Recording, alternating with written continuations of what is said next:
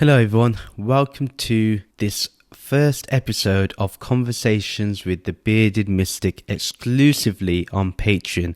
This is the full conversation between myself and Lyam, also known as Yamsox. Now Lyam is not just a popular TikToker, but he is someone who is full of wisdom. Not only is he able to bring a beautiful synthesis between spirituality and mathematics, he just has some cool ideas about life itself and how to live life. And this conversation just really highlights that. So without taking much more of your time, I hope you do enjoy this conversation. Let me know what you think about this conversation. Let me know what your thoughts are. Join our Discord server. Let's keep this conversation going. And we do have to have Lyam back on soon. Please enjoy this conversation. Are you an introvert or an extrovert?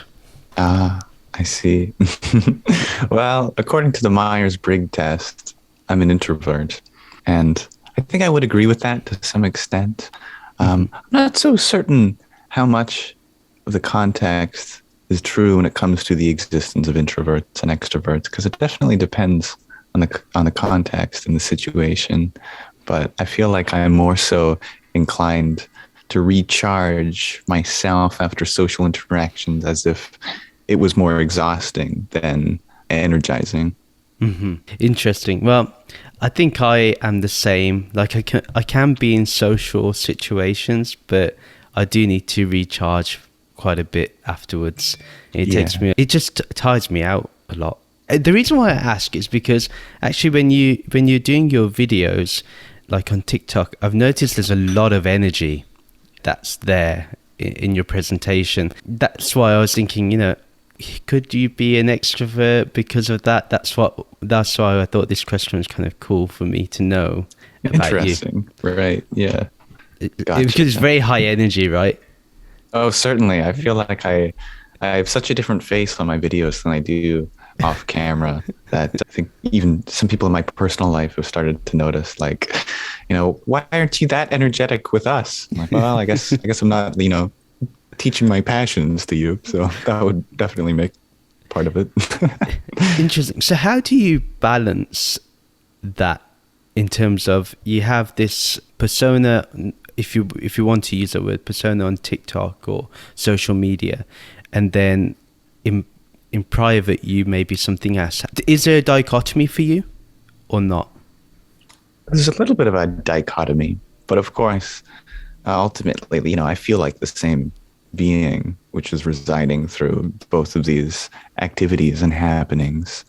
But of course, there is a distinction to be made between how, I guess it's kind of like a flow of information. If the information is coming from me outwards, then for example, when I'm making videos and whatnot, because it's not like I am learning in the process, but it's more so expression of what I have learned in those videos. So there's like a sort of outward flow of information in that sense. We could use the word energy, but that's a little more hippie than information. Yeah. which is fine. But then, and of course, when I'm with my friends and whatnot, it's usually, it's a little bit more balanced, definitely less of an outward flow of information, perhaps more of an inward flow. And so I think that's how I tend to see those interactions, is whether it's more outward or inward or about the same, Yeah, interesting. Yeah. Obviously, I see the comments on your TikTok videos that most of them are very positive and people understand your message, which is really good. I mean, I've shared your videos a lot amongst my friend groups as well, and they love your way of expressing things. It's very poetic, and it hits the heart, I think, and the core of the matter every time. But what about in terms of being with your family and your close friends? How do they feel when they see you, when they hear your message? How did they take that in? Well, I've seen my mom cry over some of my videos. Wow. So she's obviously very touched by it as well.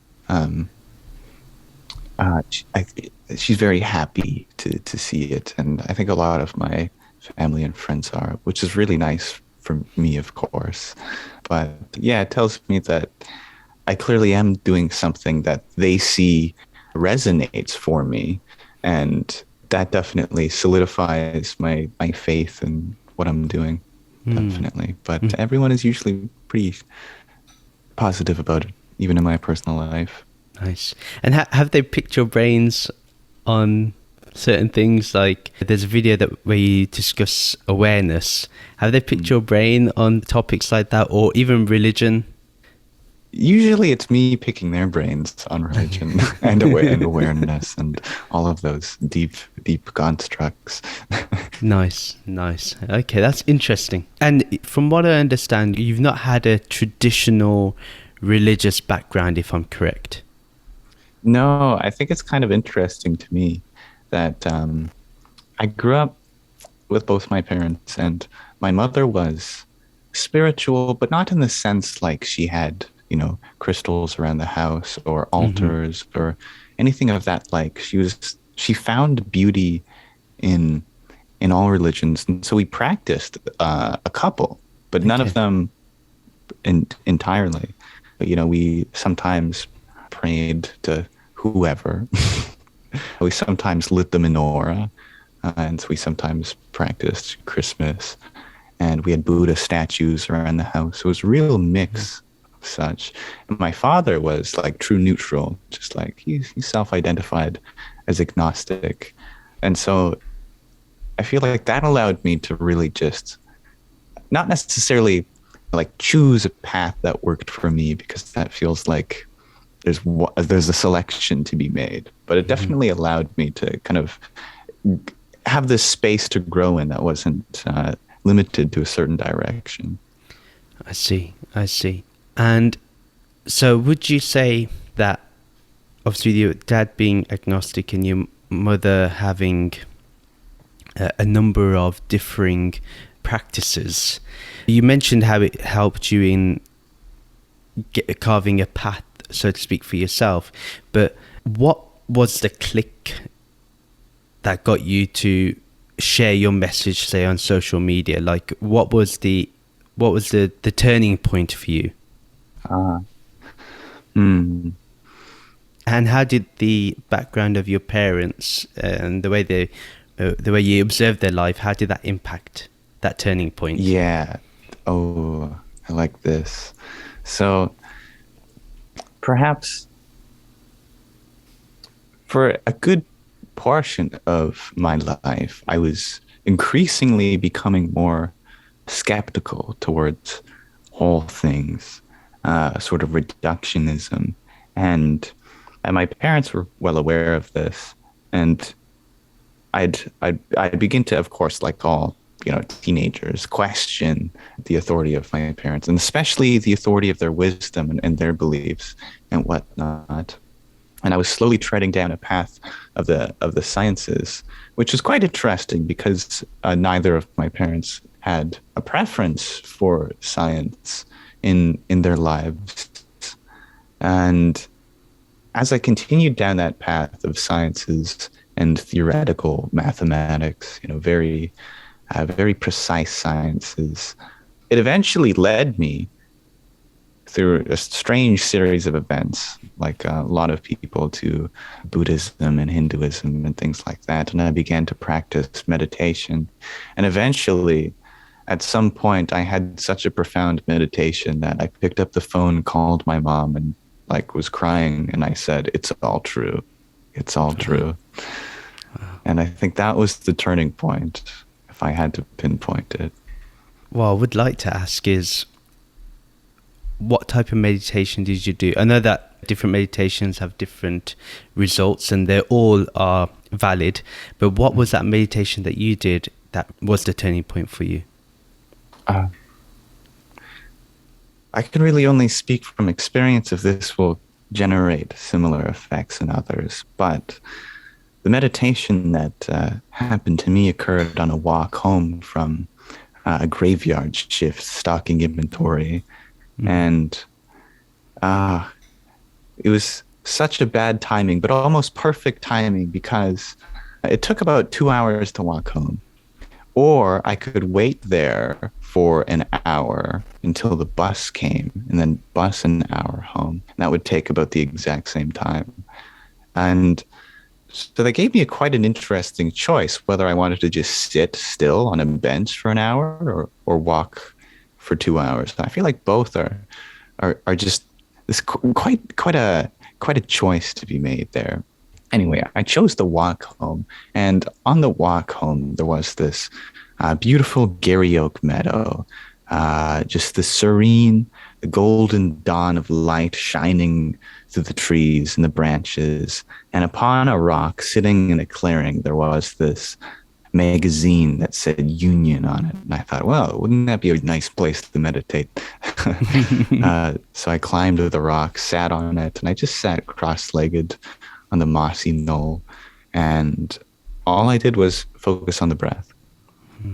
And as simple as that sounds, within maybe 15 or 20 minutes, a certain sensation started arising within my legs, as if this force had welcomed its way through my toes, up the soles of my feet and the calves, through to the thighs, and slowly from the very bottom of my spine upwards. My body was blending together. I couldn't feel the distinction between one leg or another. There was just body. That was it. That was my only appendage, was body. And as I started breathing, it would feel as though I was pulling on this force, this prana, some might call, upwards from around the stomach region to the base of the neck, in which it would flower outwards down the arms. And that's when I started getting freaked out. There was a lot of fear in my mind at that point. My heart felt like it were to burst. That fear took a hold of me, and it kind of killed the meditation. But what didn't stop was the persistence of that flame, that fire, that force, which was pervading my body. And it was quite terrifying because it would take hold of my arms and hands, and I could not move them. It felt like what I would imagine someone with ALS might feel, because there was this urge, this yearning to move the hand that I definitely have control over, but it was frozen in a mudra position. And that was quite interesting, because I didn't even start the meditation in a mudra, but somehow or another, I felt like I had been forced into a mudra, and I couldn't get out of it, even though I was no longer focusing on my breathing. And it took about 10 minutes for that to dissipate. But that sheer energy which I experienced proved to me that it was all real. And so I had to phone my mom shortly after getting home. Nice. That's incredible. So for me, listening to your experience is kind of like similar to what I had. I was walking down the road. I looked up into the sky, and I just felt oneness with it. And there was no separate me, and there's no separate sky or space. You know, I could see the stars and the clouds, and yet there was an interconnectedness to everything at that time. And I felt the same, like, elation, ecstasy, joy, tears rolling down my face. But as soon as it happened, I felt like I got out of it just as, like, literally only it was very fleeting. But that was when I realized the importance of just meditating and actually having a practice, so I could work on that. But it was nice to have a little signpost, a little kind of sneak peek, a little teaser trailer, to say, you know what, there's something you can enjoy here. Why don't you take that opportunity? That's interesting how I think sometimes being in nature invokes this spirit of togetherness. I really love that you said that you automatically got yourself into a mudra. Did you have the vocabulary to express your experience, or was it after you read some of the scriptures that you then got the vocab to express it? That's a really interesting question. And it's interesting because I don't know. Like there is a certain knowledge I have when it comes to terminology and vocabulary of these experiences described in Vedic scripture and the Upanishads, etc. But I don't remember ever reading them, at least not in this lifetime. And this confusion, it was further dampened in just perhaps a year before that experience, where I had been doing some theoretical mathematics, and it led me to a conclusion that for some reason I had known was the heart of Buddhism.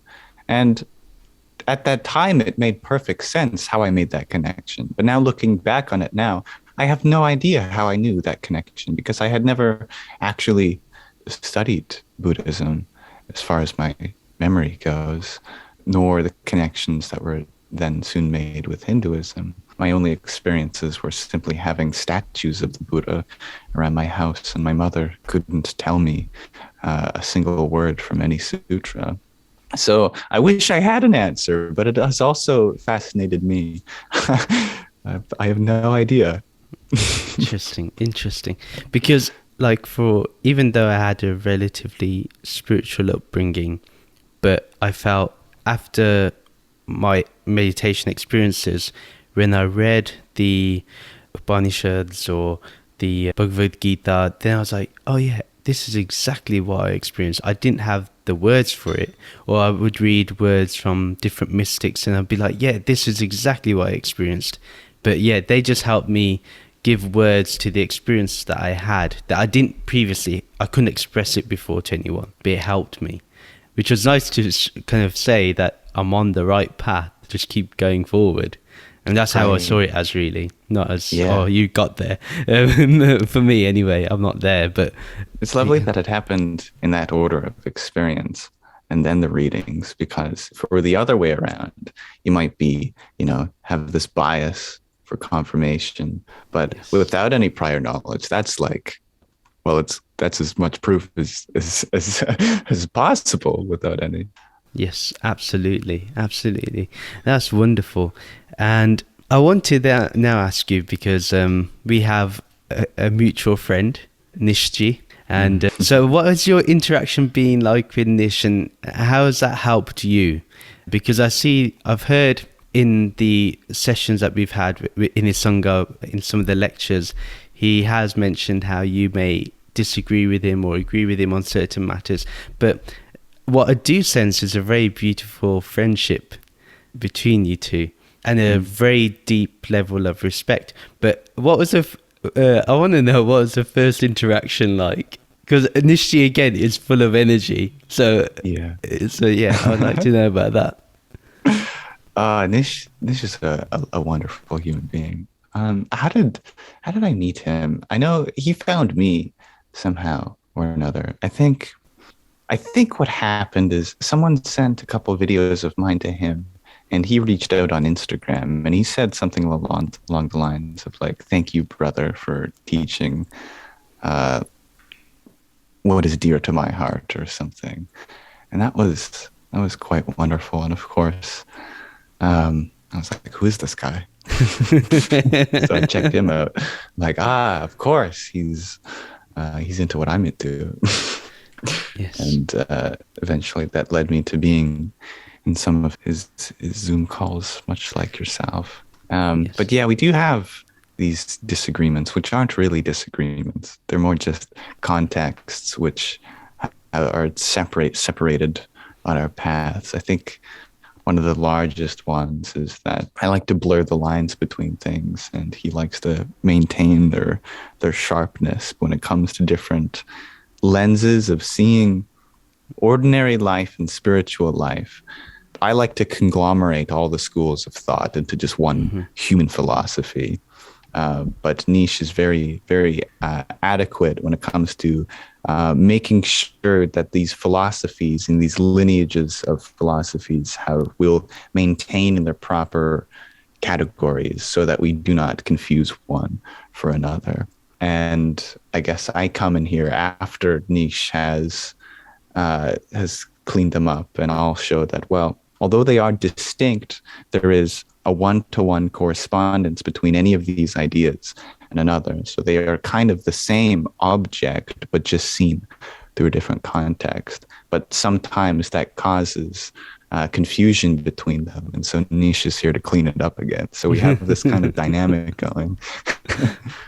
That's nice. That's beautiful. That's beautiful. And I think that's great. Even with myself, I've not made the conclusion whether it's best to have a lineage and to have that black and white type of way of expressing the philosophy, or whether there should be something that, or whether there should be a modernization. But I do feel with Nishi there is a modernization going on at the same time. Like, he is adapting to today very well, Right. which is needed. So yeah, it's very interesting, and I haven't made my mind up whether which one is the best right now. I think I like your approach. I think that has many merits, and his approach has many merits too. So that's really wonderful. But I like it when two friends can respectfully keep each other on their toes, so they can further sharpen the intellect and the philosophy even further. So I think that's beautiful. I think that's amazing, and I want more of that. Too. I want more. I want more of that. Yeah, it and will happen. Definitely. So the one thing I do want to ask you, and I was intrigued when I was watching your TikTok videos, is I'm going to first ask, what is consciousness or awareness as you define it? Sure. What is consciousness to you, and what is awareness to you? Well, I'd first like to preface such an extraordinary question with the first line of the Tao Te Ching. The Tao that can be told is not the eternal Tao. So any future words on the matter are simply only an expression and cannot contain the source of it itself. That said, that's enough to say, but I think it's important to answer, why is that the case? Why is it that consciousness, or the truth of the matter, cannot be expressed entirely? And I think it is not so different than how the natural states of any system can only be expressed by breaking the natural state.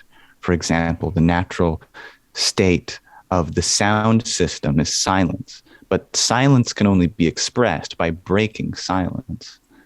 And blackness, the natural state of sight, can only be expressed by breaking blackness and shining light.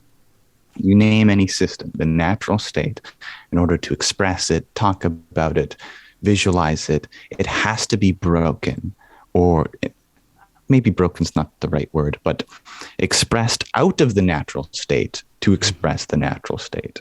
And consciousness, of course, is our natural state, the essence of our being. And so in order to express or talk about what consciousness is, we have to break consciousness, or break it out of the natural state, and talk about things that aren't necessarily consciousness itself. So that is what I would say it is. It's the natural state. Interesting. So let me just go a bit more precise now. So if for a lay person, what is the natural state? Because for them, maybe, or for anyone that's not accustomed to the spiritual path, may think, well, the life they're living is the natural state. Going out, getting a job, or having desires. Is that the natural state? What is the natural state? Right. So let's do another example of a natural state. This one's for the more physically inclined, but I think it does make sense anyway. If we imagine the natural state of the physical world as vacuum, and we understand that vacuum or void or that space, all the same thing, just use different words, that spaciousness, absence, vacuum, that is the place in which all things arise from and back into. That space is the place in which particles forming the atoms and molecules and planets and stars form and eventually decay back into. It's the stage of creation, preservation, and destruction and stillness. And so when we ask, what is the natural state? Or if we're thinking about a certain agency, and that agency is being questioned, if that is the natural state or not, we simply have to ask, is what has been there this whole time, in which all things arise from, maintain for a while, and then decay back into? For example, is silence really the natural state of sound? Well, it is the place which is always being returned to, and it is the place before sounds come. And so I think it would be under those criteria that silence is the natural state of sound. So for consciousness, perhaps it's a bit more difficult, because those systems are still external to us, and we can mentalize external objects and cognize these things. But consciousness is a little different because, well, it's happening here and right now. So we're kind of, to think about what the natural state of consciousness is. Well, if we're thinking a thought, then we're provoking an experience within consciousness. Therefore, to even think about what the natural state of consciousness is, we are eliminating the natural state by creating something in its place. So in most simplest terms, the natural state of consciousness must be that in which no thoughts arise. Perhaps this is not unlike deep sleep, which is still a state of consciousness, but no objects to be aware of within consciousness. The very background layer pervading our existence, in which all things arise from, persist for a while, and then dissolve back into. This is the natural state. Wow. That is very powerful. That was like a meditation in itself, if I'm honest, bro. All things are meditations. Absolutely. And I actually do agree with you with that being the natural state. I'm actually fully aligned to what you said. It's there constantly. Even though, like you mentioned, it may break in certain aspects, but that's just an appearance of something breaking. But really, that, like you said, with sound, that may break the silence, but actually silence is still there, even within the sound. Yeah. So that, I really think that's a wonderful way of expressing it. One of the best way I've heard, to be honest. One of the best explanations. That's really cool. So, I'm glad. So now, to get a little bit more deeper into consciousness, where is consciousness? I cannot see it. I cannot see it around me. I cannot see it in my reflection when I look in the mirror. So where is this consciousness? Where is it? Where can I locate it? Is there a location? It's very difficult to find. This is the hard problem of consciousness. I liken it to trying to find a magnifying glass with a magnifying glass. It's like you can look through the magnifying glass all you want, but it's right there. Mm-hmm. It's you're using it. And so when we're using consciousness to find consciousness, it's quite funny because it's quite a similar situation. Where on earth is consciousness relative to our consciousness when we're trying to find it? Because we try to externalize the search for it, and imagine looking for consciousness within another person. Maybe that means dissecting the neurons and zooming in on an electron microscope and seeing what set of interactions produce this sensation of consciousness. But I think they're really looking for mind and not consciousness. And sure, you might be able to find the mind within the brain, but the brain is within the consciousness. And so we have this kind of loop going on. We have the brain arises within consciousness, but the mind is within the brain. But the mind is what reflects consciousness. And so it's this interesting dynamic system. And so I think it would be important for me to give my distinction between mind and consciousness, which can simply be said by the difference between a mirror and its reflection. So the mind is the place in which we see consciousness. And so we often confuse the mind for consciousness. But it would be not unlike confusing ourselves or confusing the reflection for the mirror. And indeed, in some sense, they are one and the same. The reflection and the mirror is one and the same. But there is a distinction there, because the mirror can be without the reflection, and what is being reflected can be without a mirror.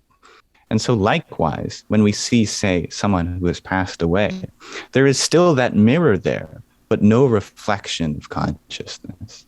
Likewise, theoretically, although it is hard for us to imagine while in these bodies, we can have consciousness, but no mind to reflect it, a sort of disembodied being. But what's interesting then in this analogy as mind as the mirror upon which consciousness can be reflected unto itself is that without a mirror, without a mind, there would be no sense of self, because there would be no reflection to see oneself or to be aware of that awareness. And so a truly disembodied being, therefore, would not realize that they might not realize that they exist. And in some sense, they doubt this really presses the question what it means to exist. They would have awareness still, but no self-awareness, perhaps not unlike a rock who is aware of the natural laws and still obey by them, and are aware of the fluctuations of temperature and the pressure of the atmosphere in which it responds to. But we cannot say that a rock has a mirror, a mind in which to direct these senses back onto itself to spark self-awareness or self-consciousness or sentience. So the question of the matter is, where is consciousness? Well, we know the mind is in the brain. The mind is kind of the software upon the hardware that is the brain. But consciousness is reflected by it, thus pervades it.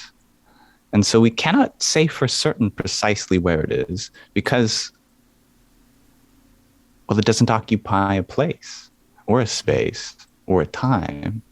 Only the reflection does, only the mind does, but it itself is the subject to whom which objects such as spaciousness or timeness occur. Does that make sense? Yeah, it does to me. Yeah, definitely. When I think about where is consciousness, and I'm often asked this question, and I would say there is no location, because the moment I say it's there, it's also going to be here. Like it's, like you said, it's all pervading. So it's very hard to even say that it's located in the mind, because, well, for example, when we meditate, we expand.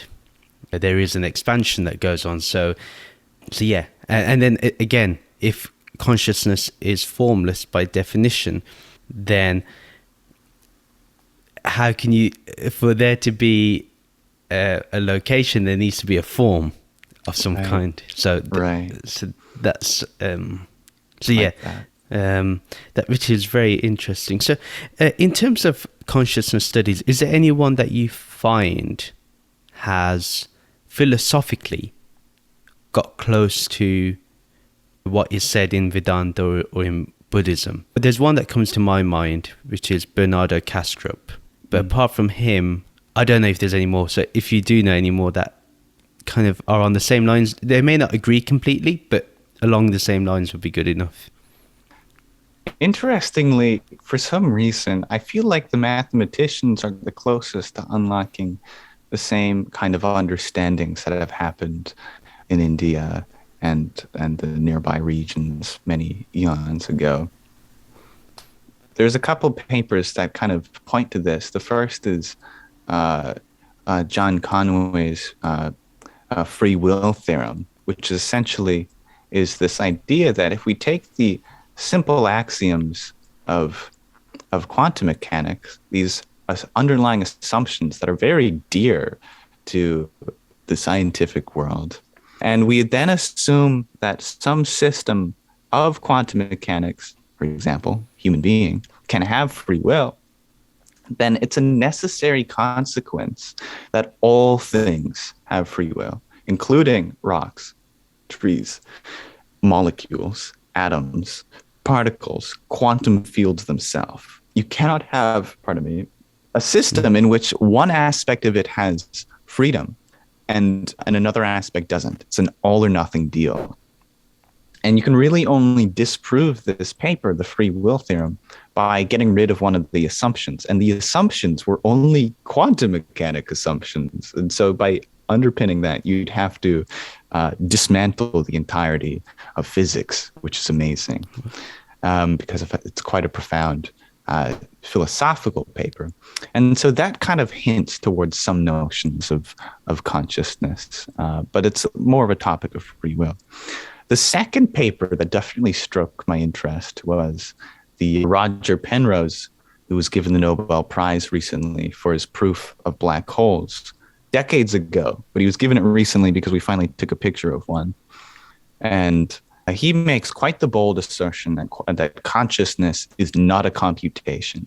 And that's really important for mathematicians because all things pretty much are regarded as computation. We see the entire universe as a computation. Literally every single interaction, be it physical or even societal or even mental, are considered computation, some algorithm which is processing information. And so for a mathematician who sees all that data, to see it all and see the entire universe as a computation, to come to the conclusion that consciousness, despite pervading or existing in some relation to this universe, is not a computation itself, is mind-blowing to me, because wow. we've found it, we've cracked it, or Roger Penrose has, that consciousness cannot be like anything other in this universe. It cannot be a computation. It is not an algorithm. It is not this process of information, but something beyond. And so I think that speaks really true to the heart of these things we find in Vedanta, in Jainism, Buddhism, Hinduism, Taoism, all the isms of the East. Interesting. So there's a lot of people that obviously it's been growing quite a bit in terms of this idea of the world or the universe being a simulation and everyone's in it, a bit like the Matrix. But do you find that hinders one's understanding of what consciousness is, or even the experience of consciousness directly or of awareness, when we use this type of concept of a simulation? Well, I think there is a good thing that happens with it, and maybe a less so good thing. And the good thing is that it's an excellent object of meditation, like all philosophies, that they, when used, can be a profound context and such a great metaphor. You know, the simulation is a really good metaphor for it makes it seem less serious. You know, oh, it's just a simulation, you know, it's just for fun, kind of. It's just, you know, maybe to see what happens kind of thing. And I think that is perhaps very true when it comes to this concept of Maya, the play. And Maya and simulation theory are pretty much basically the same theory. But truthfully, I think seeing it as Maya can be a little bit more affirmative for our mental health, because I do think there is a very real consequence of simulation theory, which is that it makes it seem like it's a false reality, like there is a reality beyond, and to some extent that is true, but it can be very easily be misinterpreted to see that, oh, this is meaningless. This is, what's the point if it's all a simulation? What, am I being harvested? Am I being farmed? You know, it's very kind of antagonistic to what goes on within the present moment. We're trying to externalize a greater reality instead of seeing it as what it is right now. Because I always say, if not what this is an illusion, it's really an illusion to you. And thus you are really here to experience it. And I think that is the most important takeaway of simulation theory, is the possibility that it's true and acknowledgement, but not to take it seriously because it falsifies how you exist right now. Because this pain, perhaps it's an illusion, but it's a real experience. This suffering, perhaps it's an illusion, but it's a real experience. And all the emotions and feelings and experiences, they truly do occur to you. And thus, if your existence is defined by not what is real, but what you experience as the subject, then it is necessary that we find fulfillment within this moment, whatever it may be. You're right, because I find that a lot of people, when they explain Maya, and you've actually explained Maya the way I would, that it's both real and unreal. Like, yeah, it's unreal from the level of consciousness, but as the level of body and mind, it's very real. Like, for example, if you somehow your hand was able to punch my face through this laptop, I would feel the pain. I wouldn't be saying, oh yeah, that's unreal, you know. Oh, I'll type in some code and erase the pain away. It can't happen like that. And I totally agree with what you said. Like, it's good that we understand that it's both real and unreal, and that helps us to be grounded too in our life. Because I have seen the opposite, you know, when people say, oh, it's all unreal, I've seen them just not care. And it's like, no, you need to care. Or it can come across as insensitive, that, so someone's suffering then is not given the compassion required. Yeah, you're kind of invalidating their suffering. It's like, well, now they feel extra pathetic. It's like, well, you're telling me I have no reason to suffer? Well, now I feel like an idiot. Like, I'm going to suffer more. Yeah, and it's such a, you know, I think maybe years ago I probably entertained the fact that it was all unreal, and I think now when I look back, I'd be like, no, that was really insensitive, Raoul. How could you think that? How could you even feel that? Like, but it's appealing sometimes, I think, to think like that. And it's in a way, I don't know, it reassures you about what is real, but only like the direct aspect. It doesn't see the web that appears from it, even though the web is an illusion, but it is there. And, you know, what we can say is Indra's net or something of sure. That type. I realized more and more as I grew spiritually that, yes, things are, it's all definitely unreal on when I am Brahman, it's all unreal. But when I am Brahman but Rahul at the same time, it's definitely real. So it's really interesting that we talked about that, because I think it's really important that we make sure that people understand that we are compassionate when it comes to these things. Although non-duality can be so majorly misunderstood due to this. And I've seen Nishti try to tackle this. I've seen him try to tackle this quite a number of times. He's been asked questions about this. Yeah. It's quite entertaining. yeah, it is.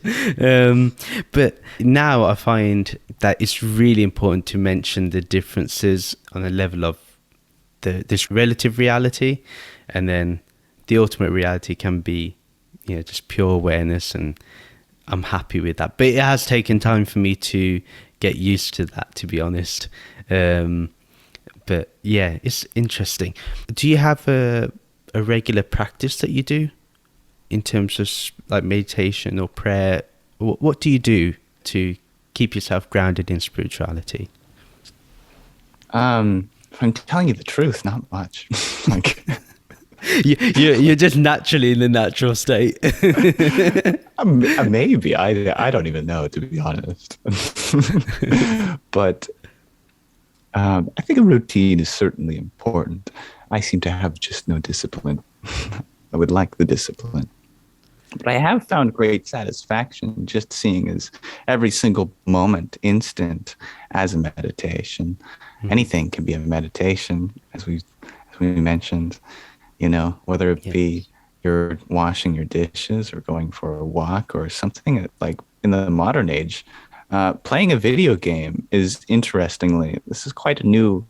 I've noticed that video games have this like extra like source of metaphors, like unlike anything ever before. And it took me a while to kind of realize this, but there's just this entourage of objects of meditations within the concept of video games. For example, like there just does not exist a game that you can play, which when you die, that's it. You can't play the game anymore.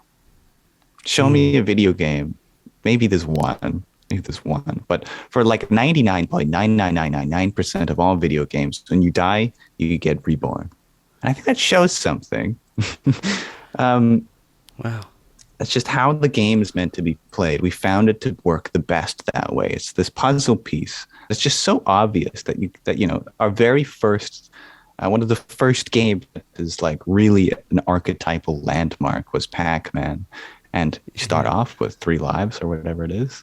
But even if you end those 3 lives, you can always put in another quarter and start off the game again. So it's really just as many lives as you want. And then you step away from Pac-Man when you're done playing Pac-Man. And so video games can be an excellent meditation as the source of spiritual realization, certainly. One of the most depressing moments I ever had was playing Call of Duty and trying to climb the ranks of all of the levels. Start off as level 1, you kill a bunch of people, you're level 2, you kill a bunch of people, win a bunch of games, you're level 3. And there was a maximum level to reach. It was, I don't know, 10th prestige level 100 or whatever. Doesn't matter. But there was a maximum level. And I just realized the time. I was like halfway through doing this. It's taken me like a year of just playing this every day.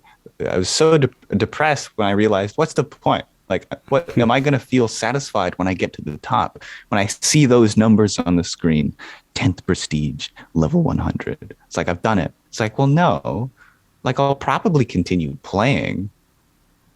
Because the point of it wasn't to level up, it was to continue playing. And so that, I think, is another excellent object of meditation, is what is the real point of a video game? Even though it might tell you it is to get to the highest level.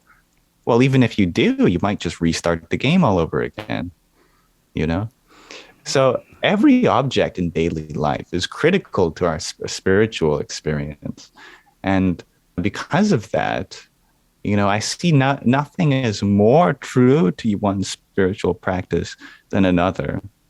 I am literally suggesting that one can replace meditation with video games as long as you have the context, that is, to see it through the lens of understanding what can be learned through it. And plus, as a benefit, you'll have fun while doing it. And so maybe that's a cop-out of an answer to suggest that I don't have the discipline. But truly, I think there is genuine spiritual teachings within all practices. And you do not have to invest yourself into any in particular. I agree. I mean, to be honest, let's look at it this way. If one of the ancient rishis were alive today, maybe they would be playing Call of Duty. I mean, who knows? I mean, to say that they wouldn't, I'm sure that when they were alive and whatever they were doing was probably condemned in their time, like, oh, it's too forward thinking, or so. I just now imagine. That's a really funny thought. Yeah, just imagine someone in robes, long flowing beard, just playing Call of Duty or something. Yeah. But I actually really like what you said, because I never thought of it that way. And you're right, it's so obvious that when you're playing a game, like I used to play a lot of FIFA, soccer, football. And again, although you have to try and get to the top of the league, it's, you got so many chances, you got 36 games, you got 36 chances, and each one is so important for you to get to the top.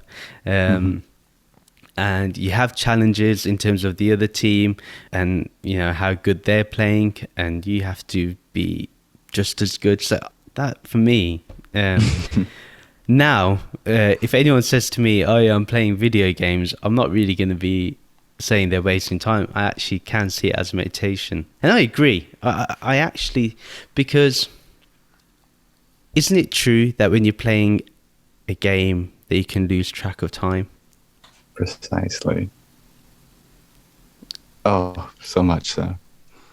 And yet you're aware that time has passed by, but yet it feels like no time has passed by. Mm. So I'm now seeing the similarities now. I now see the connection. And in fact, isn't meditation a game anyway? A game? Yeah, if you think about it, becoming one with consciousness or with awareness, because in the beginning there's a duality. Mm-hmm. Yeah, it is. It's a game of from duality to non-duality. And you're going to have ups and downs. You're going to have things distract you, like the siddhis, the powers that may arise. You may have body pains that will stop you, or distractions like your belly will start rumbling. So yeah, I mean, I think, and maybe if people saw it as a game, people will meditate more. Yeah, definitely. And this is a target audience for this perspective. I think it is quite powerful. It definitely makes it seem fun. And that is a point that Nish really loves to drive home, is that so much of spirituality is for fun. Yes. But there is another target audience that I think would not benefit from this so much so, is I know from my own experience, especially perhaps maybe a year ago for me, I was much more inclined towards, the great prophetic truths underlying the reality, that kind of perspective of there's this grand meaning to it all. And so for someone to come along and tell you like, oh, it's just a game, there's no great purpose to it. I think that would probably shut me down a little bit, which is good because the ego will have identified less with it. But that is also, I think, an equally valid perspective to have of the matter, is that, makes you feel good. The greatest thing that the ego can do is trick itself into pursuing spiritual things, because it's still a good thing to pursue spiritual things, even if you egoically identify with them. Yes.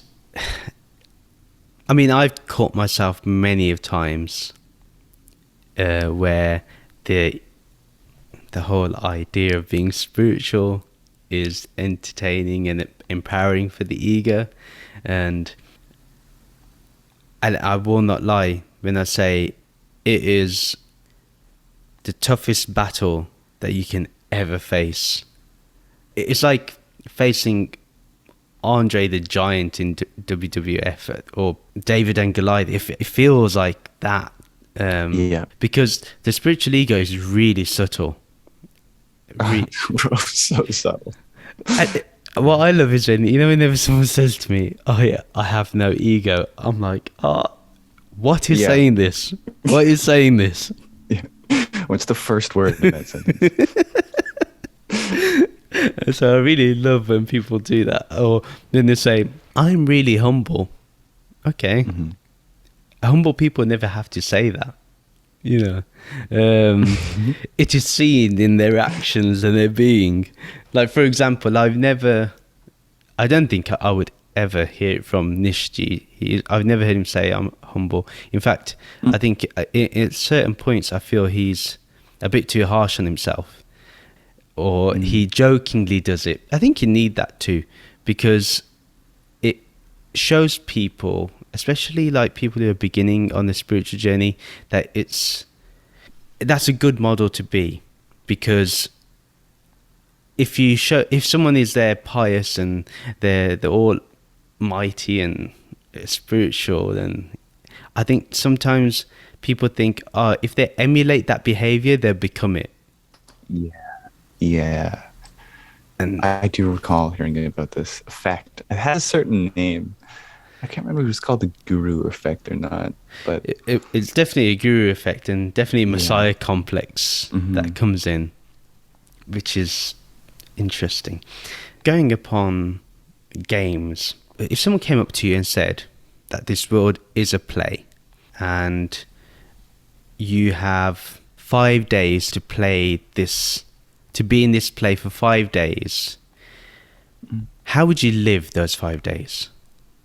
You only have 5 days. After that, you will be into awareness. So you're guaranteed liberation, yeah, at the end of it. That's a good thing. Sure. But what would you do in those 5 days? I'd probably go through the 5 stages of grief, probably. Yeah, I'd be pretty angry at first. Probably bargain with the universe. Forgetting them, grieve on the 3rd day, something, and then find acceptance on the 5th. It would be very painful, even though, liberation is guaranteed. I think the ego would put up a great fight.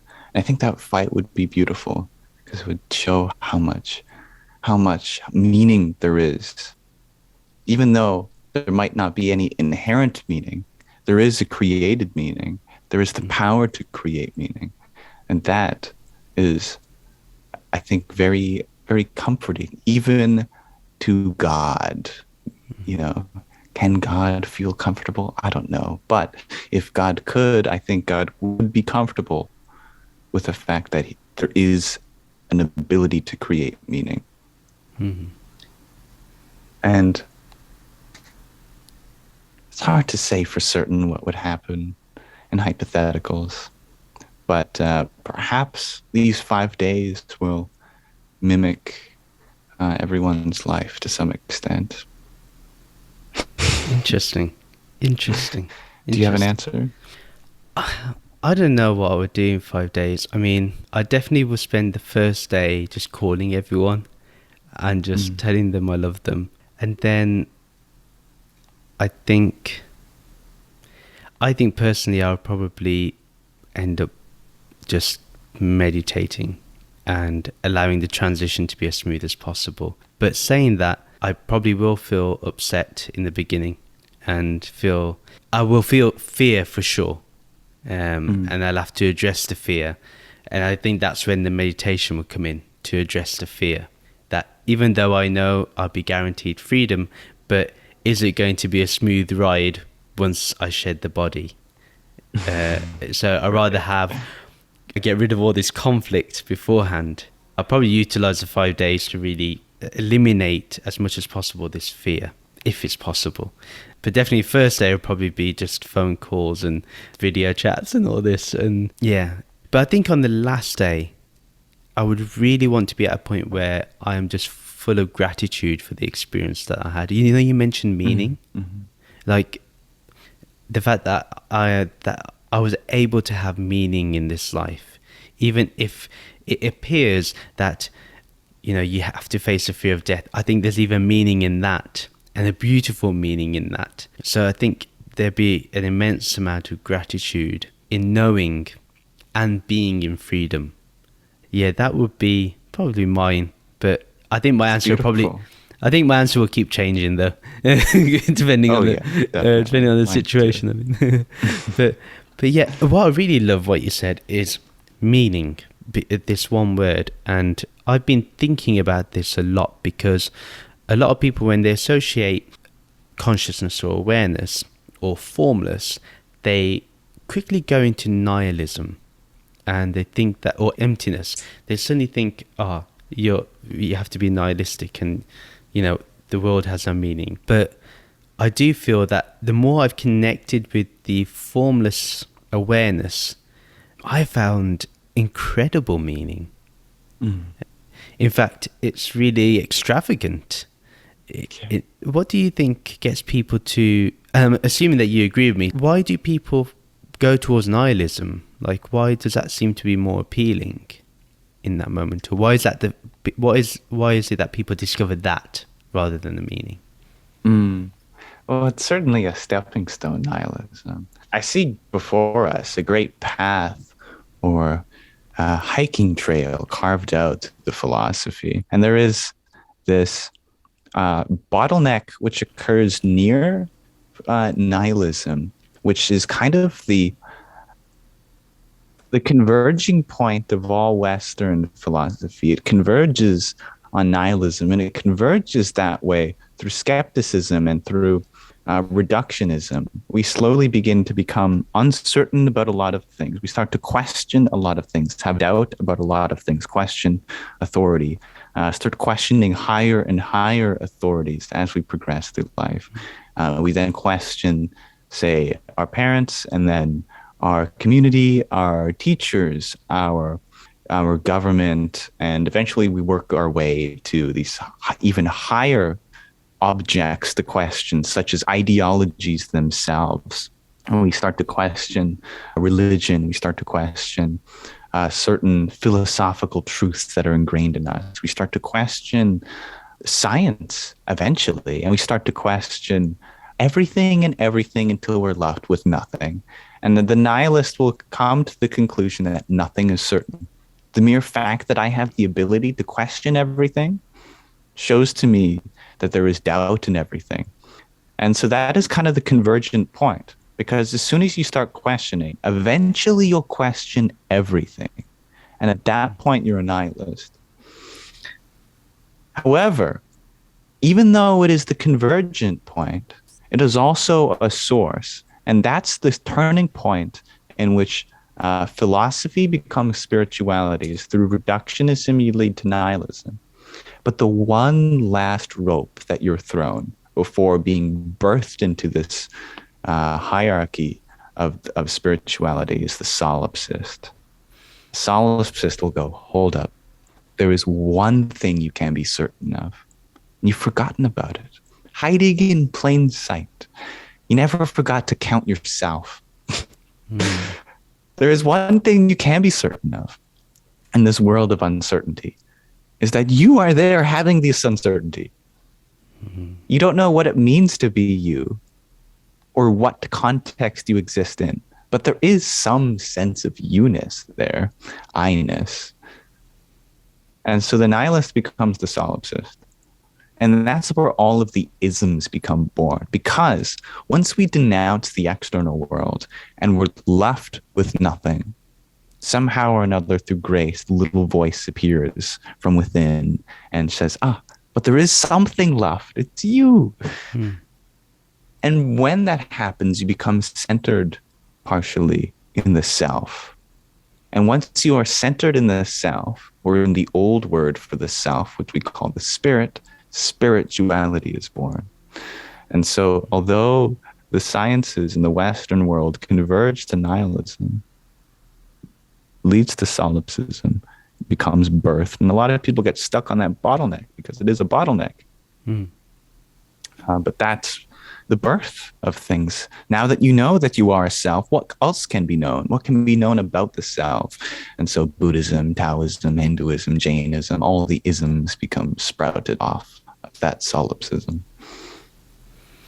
Nice. And would you say that there is a difference, though? Could you actually expand on the difference between solipsism and the Eastern religions? Because I find that although they say there is a me, but then there is the whole, as Rupert Spira would say, there's a shared being, that there's a unified oneness within all. So could you explain how someone can get from solipsism to that oneness? Right. So the solipsist, by Descartes, will say, I think, therefore I am. And that's a true statement. If you're thinking, then you are. We can actually question that statement in itself. Do I have to think to be? Are there cases in my life where I was still being, but was not thinking? Of course there are, because you're not a thinking being. Your mind and this mind-body complex has a lot of agencies. When you're eating, you're being. I eat, therefore I am. Literally anything you do, because you're doing it, that means you are being. So I think, therefore I am. I eat, therefore I am. I speak, therefore I am. I walk, therefore I am. that second verb, whether it be eat, think, walk, talk, whatever, is unnecessary because it's all in relation to the I. Mm-hmm. And so it's just I, therefore I am. I am, therefore I am, even, or just I am, or even I, or actually, you don't need to say anything because it's self-evident. The self is evident. And I think that's where the solipsist begins to question their notion of the mind and exactly what it means to be a being, because you start to realize that there isn't really an individual thing which defines your being. You don't have to think to be. You don't have to eat to be. You don't have to walk to be. You don't have to talk to be. All of these things are parts, but they are not the whole. And you can never seem to enumerate all of them. And so there's this kind of geometric visualization that occurs, which is the external world is renounced, and you've shrunken your identity down to a singular point. But then you begin to expand that again, and it slowly expands to encompass all things within your awareness. You reject the external world for not being internal, and then you realize that the external world is internal. And so the solipsist says, I only know myself to exist, and thus all others are illusory. But then one eventually realizes, although that is true, what is also true is that all others, which I had previously called an other, was none other than myself. And so that is where the identity is expanded to encompass everything that you know, because everything that you know, because you know it, you exist from it. I am because I see a tree. I am because I talk to you. I talk to you, therefore I am. And the solipsist knows that everything implies your existence because everything you know has been within your existence and has been a true verification, validity of your existence. I think that's the procedure, more or less. Nice. No, that was very beautiful. I think whoever's going to listen to that is going to be on the journey. They're going to be traveling with you as you go through it, because that was very wonderfully explained. And I find that to be. Thank you. And I agree. Although I wouldn't say my journey has been exactly as you explained, but I have seen facets of it. And therefore I can relate to what you're saying and say, yeah, I agree with that, because I've probably gone through that. There was a period in my life when I did believe that life had no purpose and life has no inherent meaning. But then eventually, when you go deeper into your spiritual journey and you see the interconnectedness, the beautiful oneness within everything, you realize there is a meaning even in the no thing or in the formless. In fact, it's us that creates, maintains, or sustains and destroys that very meaning. We are in charge of it. By the fact of experiencing. Very powerful indeed. One thing I remember in one of your videos, you mentioned something and I noted it down. I want to go on to the ego. And what do you mean by the death of the ego is the absence of identity?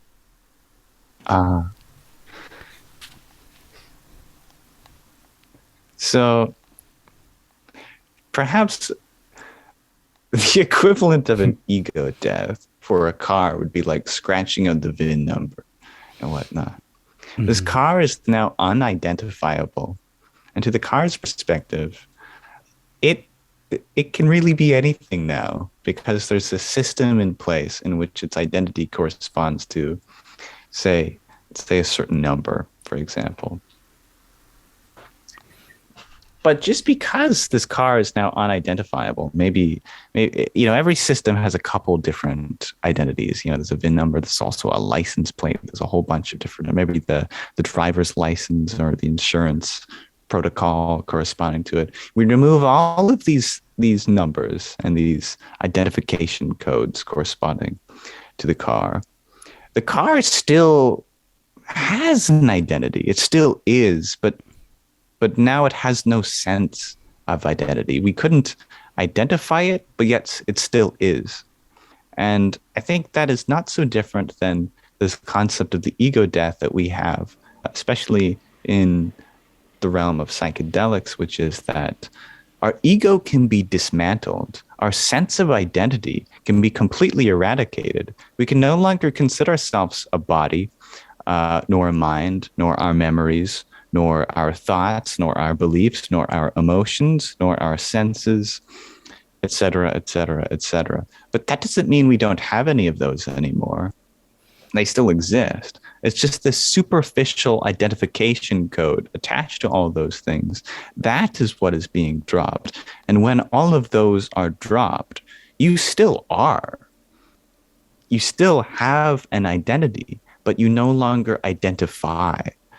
So, in that sense, I would say that ego is the collection of all these identifications and not the identity itself. And so that's the distinction, I think, between self and ego, is the self is the identity, but the ego is the identification itself. And so the absence of ego is the absence of identification. Nice. That's wonderful. Nice. Yeah. So where I want to lead from that question is, why do we get trapped in the ego? Even though it's so obvious that there is an absence of identity when we're sleeping, if someone meditates, but for the common person, there is an absence of identity in deep sleep. There's a lot of misunderstanding about what the ego is. So could you explain and expand upon what the ego is? Right, right. Who is trapped in the ego if not the ego? It's only the ego which is trapped in the ego.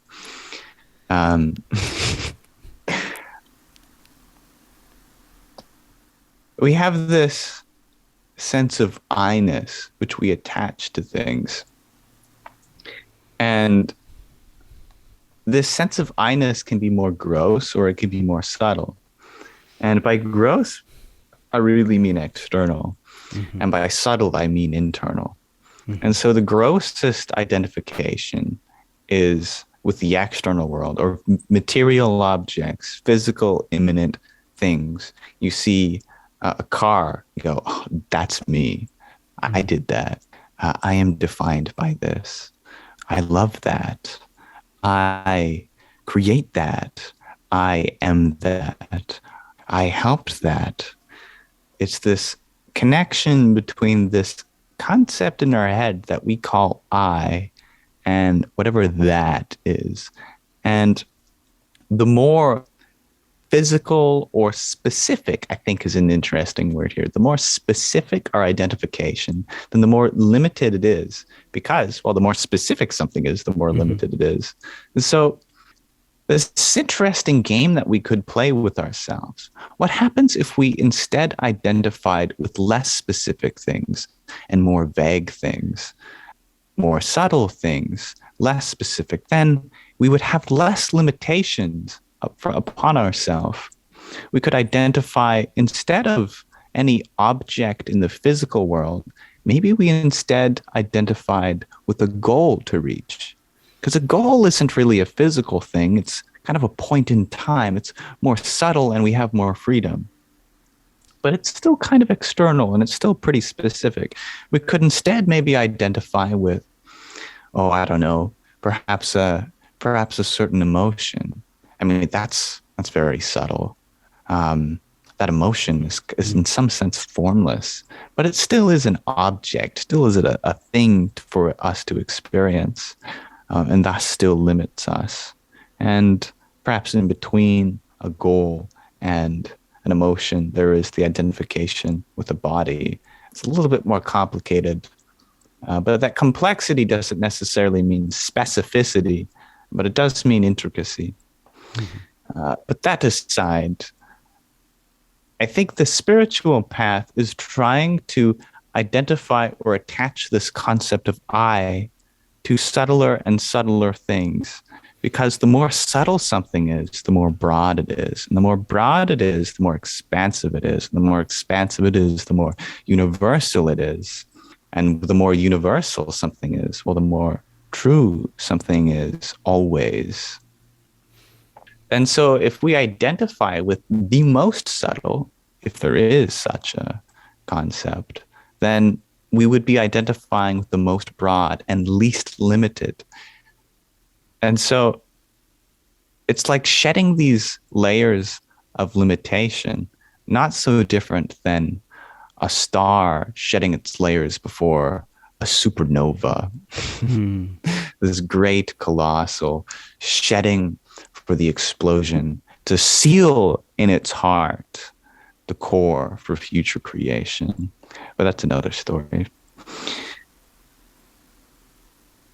I think that's a good yeah. No, summary. I really liked that. So what I would say is the more localized we are in terms of the body and mind, the stronger the ego, but the more we expand and go beyond and go into the more subtler realms, there's less attachment, I guess. There's less, as a wire gets stretched, that it's going to break at some point. So yeah, I can see that. That's really cool. Yeah, I like that. That's awesome. And it's different. I never heard this explanation before. Me neither. That's good. That's good. So I wanted to ask you, you mentioned psychedelics before.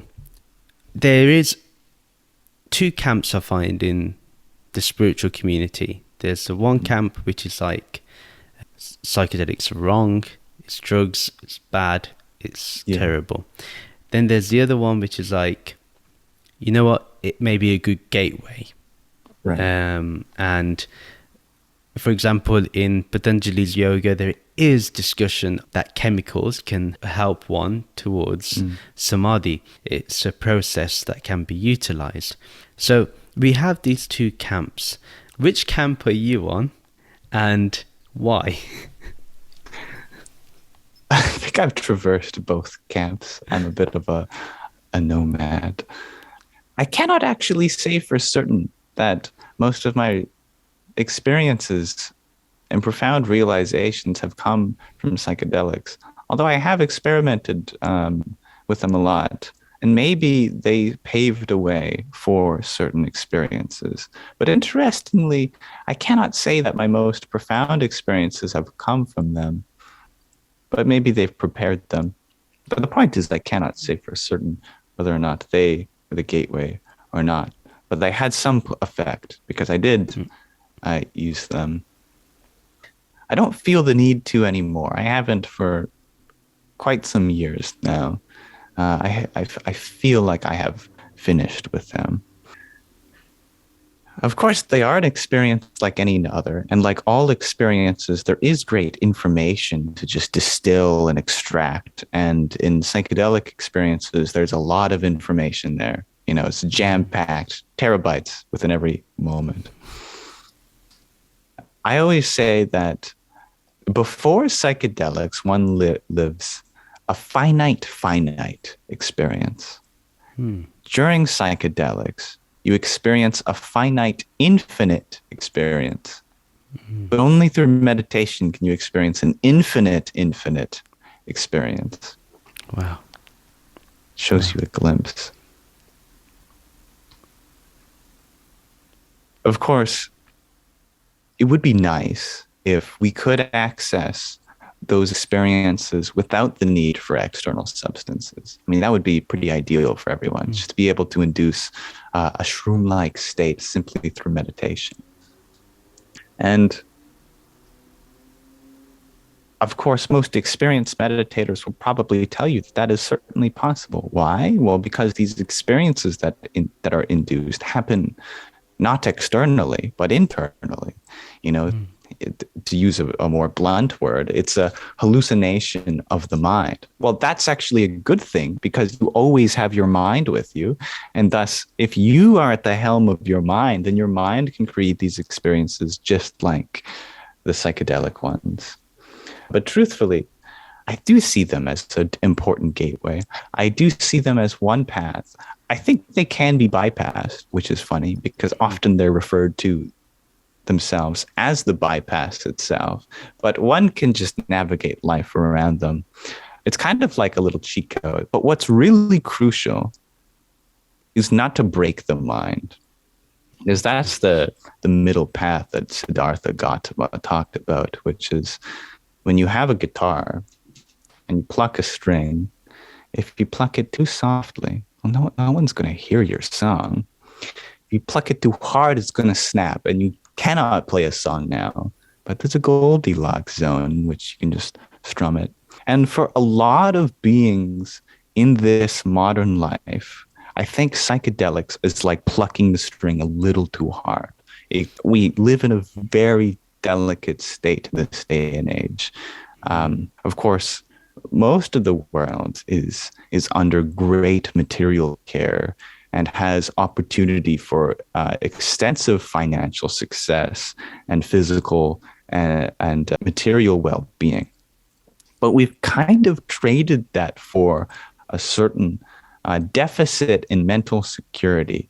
And when there is that deficit, when we are living in such fragile times, and also coincidentally, the times when psychedelics are their most potent through, breeding or genetic modification, we have the most powerful drugs of all time, ever, and the most fragile minds of all time. It's like, okay, well, risk versus reward, I guess, but there is a genuine risk here. And I think that should be taken into consideration. I agree. It's interesting. I really loved, by the way, what you said about meditation being the experience of the infinite. That is very powerful. And I agree, because at the end of the day, even when you're in the drug-induced state, there's been an alter of some kind. That there's going to be an end to this. But in meditation, there's no real end. Like, I know people say, I have a 30-minute practice and it ends after 30 minutes, but actually, in reality, really wanted to, you could just go forever. yeah. And I find that with meditation, for sure, it's like you mentioned about the sound and silence example. The infinite is still there, even though there's the appearance of finite time. So yeah, that's really interesting. It's a good object of meditation. Yeah. I hope that when Nishiji sees this, he's going to be inspired, because he can try it out with his Sangha, this type of approach of infinite. Sure, why not? But, although it's interesting, so recently, I feel there's like a synchronicity that happens also, when you're communicating with like-minded people. Like, for example, hearing you say infinite has inspired me to definitely utilize this in whatever I say in my podcast in the future and stuff. Mm-hmm. And it's interesting, yesterday Nishiji kept using the word formless awareness, and when I was recording my podcast last week, I was like, I'm now going to define everything as formless awareness. And it's like, I made that decision. Then hearing him, I was like, oh, that's interesting. And just a few weeks before, I was thinking about infinity. And how infinity is within infinity, and I was thinking about that. So now I'm just seeing like there's a beautiful play, again, a play that goes on, where I find that when you talk to amazing individuals, you find validation in what you're expressing is true. So one, there's gratitude on my behalf that you brought that out. It's mutual. Yeah, so thank you. And talking about infinity, I'm gonna have to get you to explain what is infinity. Oh man, now this is the good stuff. Man. So mathematicians are a bit obsessed with infinity. Yeah. And everyone's got their first glimpse of infinity. as a kid, at some point, we somehow realized that there's always a bigger number, that for any number, you can take +1 to it. And oftentimes, which is kind of a tangent, but that whole concept emerges in a very high vibration, a high energy situation. It's usually like, I love you times a million. I love you times a million +1. It's like, I love you a million. You can always love someone more. And so there is this concept of not being limited, having no maximum. And I think that is always our first glimpse of infinity. And I think that's really beautiful. It is essentially, it's in the name, and infinite, being defined as beyond the finite. Nothing finite can limit the infinite. But yet it's very real. It's not like people always ask, especially in mathematics classrooms, like, does infinity exist? Well, let me ask you, does there exist the potential for always being a bigger number? And when you phrase it like that, it becomes more obvious. Like, of course, I can always just add 1 to something. I get a new number. It's like, that's infinity. But the truth is, there's actually 2 main types of infinity.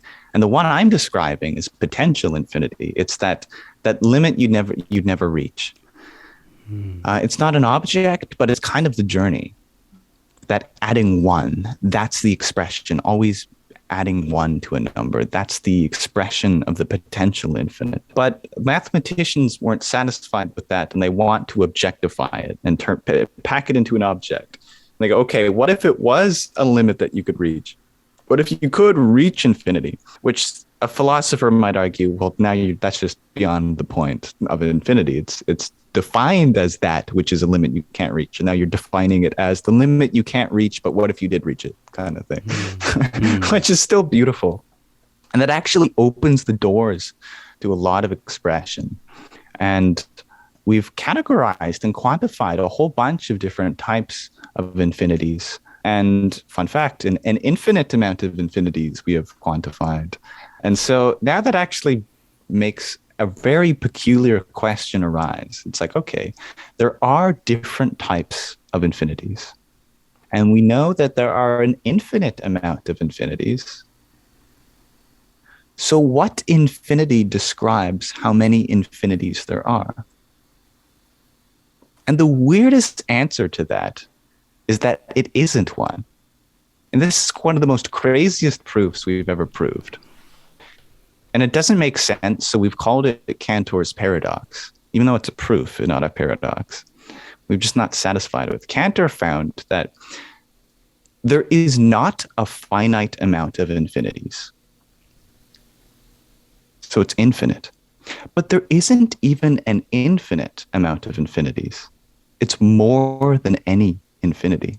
So it's infinite. It's beyond infinity, which is crazy to say, because there are infinities which are beyond infinities. And we're like, that's great. I know they go on forever, but even beyond forever and beyond the forever, that's how many infinities there are.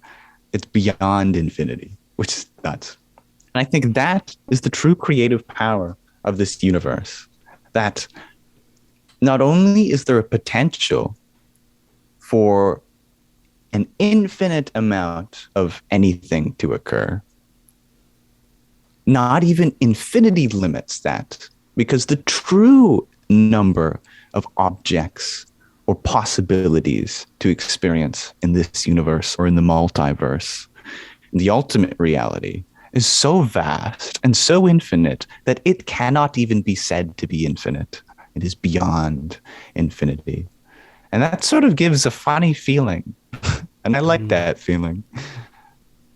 I'm not so certain how much that describes infinity, but it is a lovely thing to think about.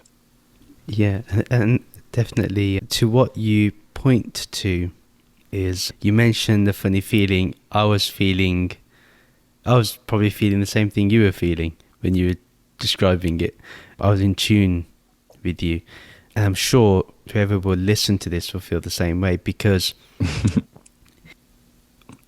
when we think beyond the finite aspect of ourselves, you see, it's like you can't take a step in this. You do have to take a leap.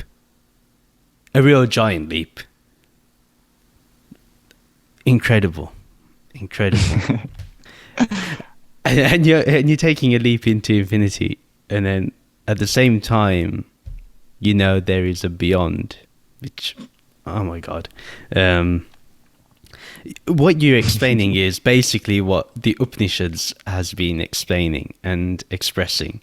You've really explained it in such a wonderful way that it makes sense to anyone, whether through logic, whether through rationality. They would be able to relate to this. So that's wonderful. The one thing I wanted to ask, and this is again linked to the ego, is as your platform has got bigger, how have you maintained, and I say this with my absolute respect towards you, how have you maintained your humility and your humanness? Because your platform has been growing. I've been watching you on your lives now and then as well, and you're the same person in your videos as you are in your live, as you are right now. So how have you done this? How have you maintained this? That's a great question. To some extent, I haven't. The ego will never be satisfied, and as soon as it sees a number start counting, it wants it to continue counting on how big can we push these numbers. But the mere fact that I am aware of that definitely mediates a lot of the effects of that, I have found. I know personally, I have seen fanaticism, and I've never found fulfillment in that. I've seen my friends just go bonkers over, let's say, I don't know, Harry Styles or some celebrity and whatnot. And that's beautiful because it is a certain devotion. It is a bhakti yoga to some extent. Yeah. But I never liked the idea of seeing someone to be just so far beyond that anyone else. They deserve to be like worshipped, like around your legs and whatnot.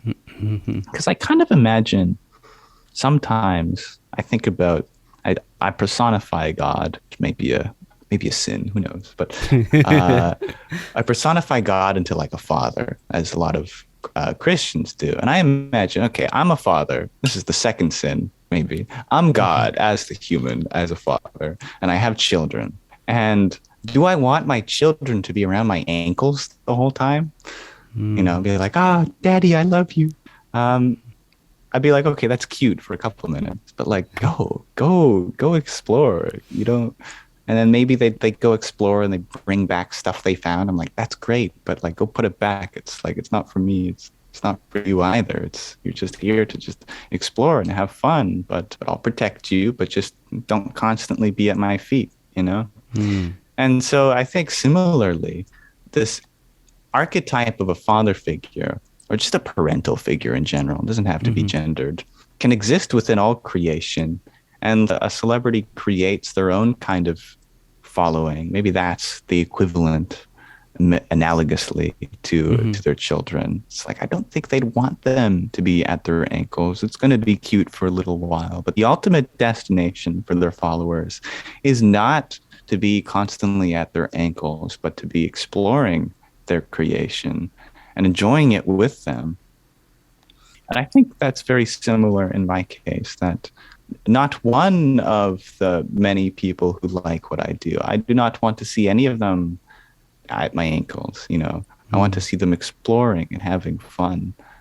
I just happen to be the social memory complex responsible for collecting certain ideas, but truly I don't own them, and thus the personification of these ideas, which is me, should not be idolized and instead should be explored and had fun with together.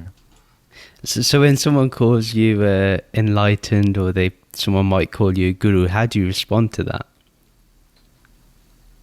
Well, a guru is typically someone who is, as Nietzsche would say, made this vow of responsibility for their karma. And that is a certain subtle redirection of like, negativity, etc. Because we're constantly being bombarded by information. And some information is more detrimental to our system than others. And I cannot say that I have had such a subtle redirection for anyone. Perhaps at some point in my life, I will know how to do that when I myself am strong enough, but I can barely deal with my own karma. So I cannot be said to be a guru in the traditional sense. And I think it would be only an identification of the ego for me to claim enlightenment either. Mm-hmm. Because I get it when sometimes, I think maybe it's said once or twice in the comments of any of my videos on TikTok, but definitely in my lives I've had people call me a guru or enlightened.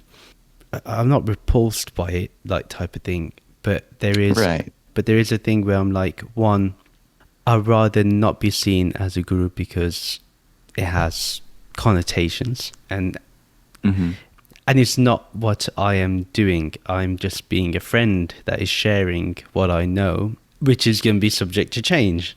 So I'm not. I find that a guru is probably more definitive and more stable, while I am not. And enlightened, well, I would never declare it anyway. So I would always say no to that answer.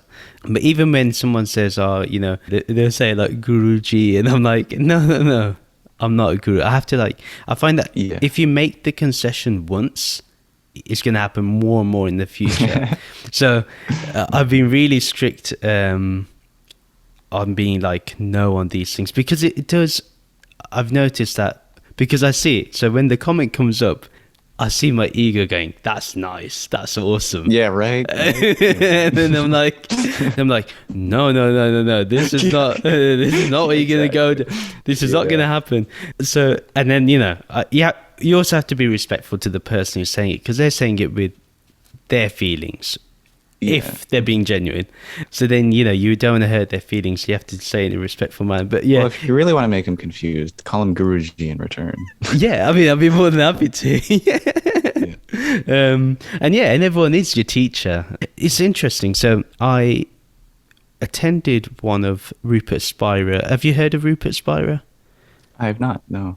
He's a non-dual teacher who's kind of balanced in a very wonderful way non-duality in Advaita, and kind of made it more simple for people and gets them more to the experience. Right. A bit like Ramana Maharishi, but just there's someone from England, so I think just with him having a British accent probably makes it more appealing.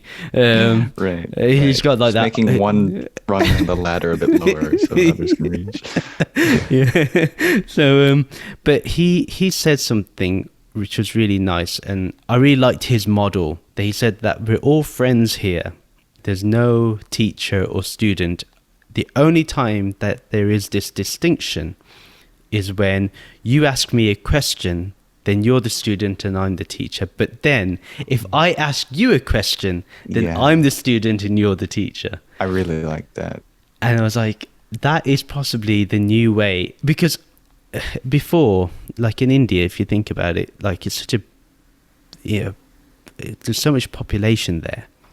It's very easy to have a mass following.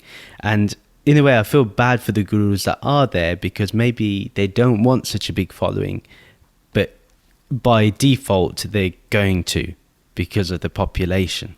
So, but I do feel like the guru of the masses, because there has been gurus that have come to the West and they've had a massive audience and a massive following, but I think the guru of the masses is gone, and it's becoming more of a smaller community. And the smaller community is probably benefiting more. So, for example, if you look at it in your regard, you have the mass following on TikTok, but the Patreon or the Discord server where you've created and curating your community, it's a lot smaller. Certainly. A lot more precise, and they ask you more. And there's a more connectedness between these communities that My Discord links to niches, and niches links to, like there's a sort of network more than these localizations as well. Yes. So I find that what I've been seeing as the new future is being emulated online through the TikTok and then the Patreon or Zoom sessions or Discord servers. And I am seeing that more and more. Like, for example, it's crazy because when I was attending yesterday's, I only attended 1 hour of Nishji's Zoom talk. And you look at his number, I forgot how many number of followers, but I'm sure it's 100,000. He's got 100,000 on TikTok, but only 30 attend, or 40 or 50 attend the Zoom talk. Mm-hmm. And it's just the thing that actually the people that really want the wisdom is very few. A lot of people will applaud, but like very few. And have you found that even with yourself? Like, you'll have a lot of people loving you on TikTok, but then the real deal is a lot less and more concentrated. Of course, yeah. I think we should expect that to some extent, because every person who is this disseminator of anything spiritual, they always have to have like a hook, and that hook is like the bait. Yeah. And that's not to say I'm like fishing or farming per se, but it is a good analogy. But it's kind of like, maybe it's a fisherman who puts the fish back kind of thing. Like, yeah, great. I'm glad you came. Sorry that I hooked you, but you were allowed to eat that worm. I'm glad you ate it. I'll put you back. And then maybe if you want to hang out with me, a little fishy, you're welcome to come back if you want. And for me, if I'm being completely transparent, that's what I talk about with mathematics and the sciences. And that's all the hook. And because I do want to connect that to, in my eyes, an even higher science, and even higher mathematics and logic, which is the ancient one. And but some people do not see that is what I am offering is a gateway. And some people just like looking at the door and just acknowledging it. And I'm totally okay with that. Then eventually some might realize that it is a door, but then only even more fewer will want to go through that door, and others will enjoy staying outside. And that's fine. I'm happy with that.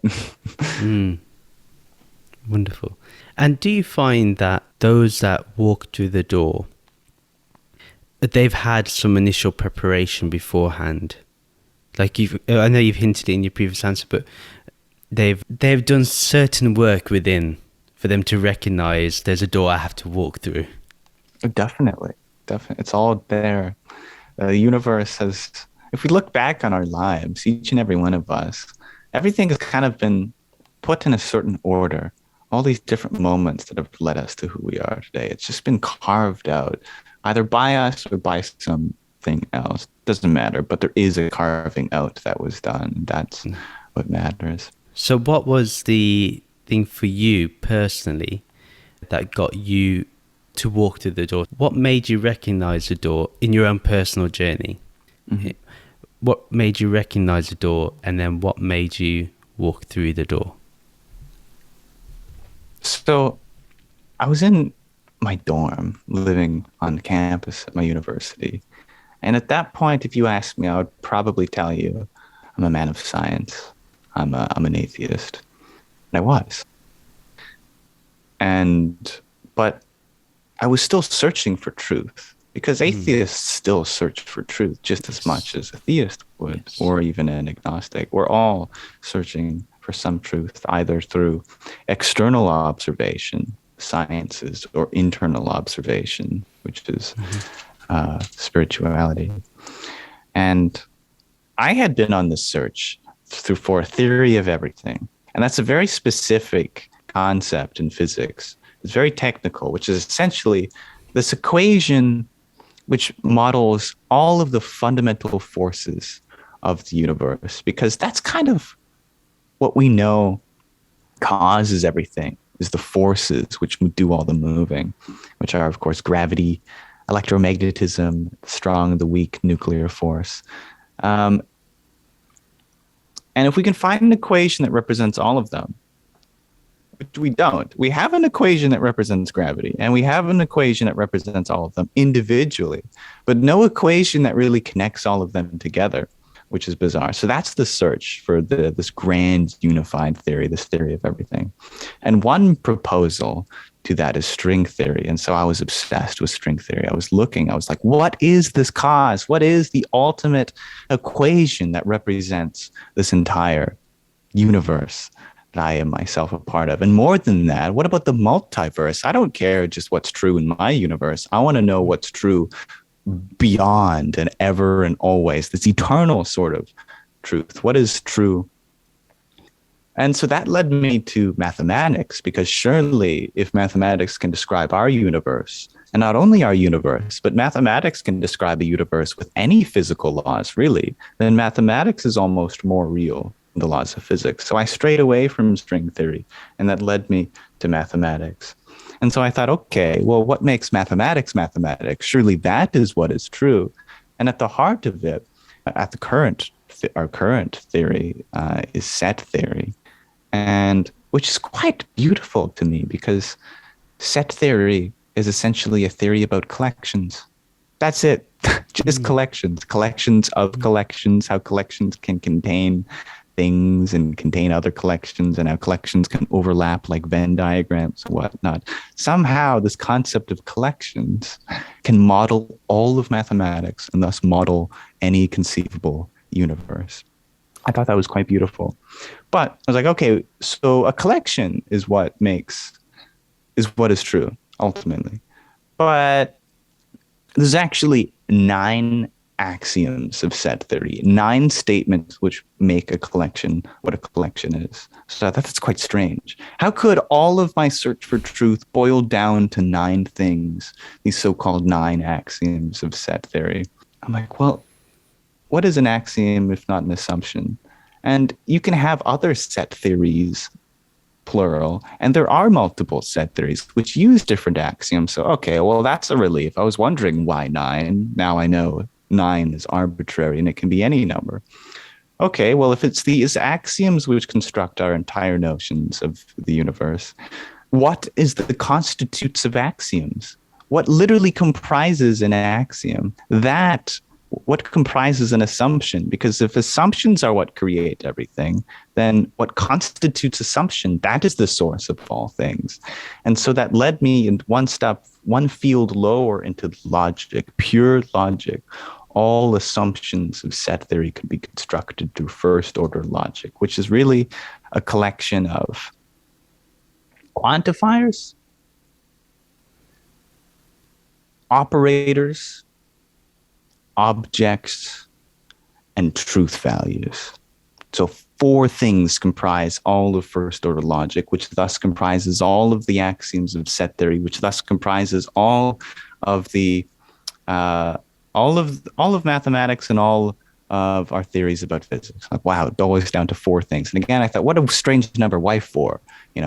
So I started removing them. I realized that those 2 quantifiers, they're defined by each other. You only need one. There's however many operators, there's actually only one you need, the universal operator. There's however many objects, they're all arbitrary. All you really need is 2. There's 2 truth values, true and false. All you really need is 1. And so I was able to boil all of it down to like 1 from each category. We had this concept of a universal law.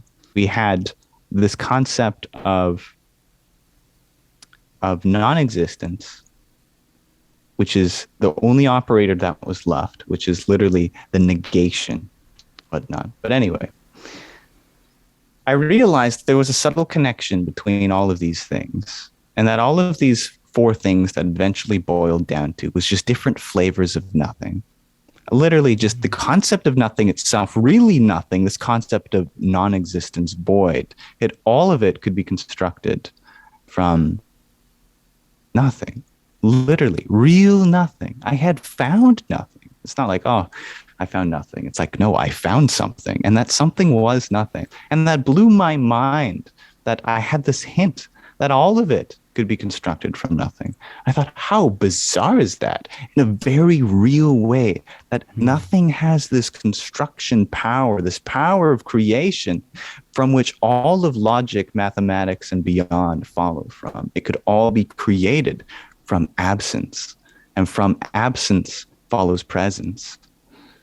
I thought, wow, that's really beautiful. And that was definitely my spiritual awakening.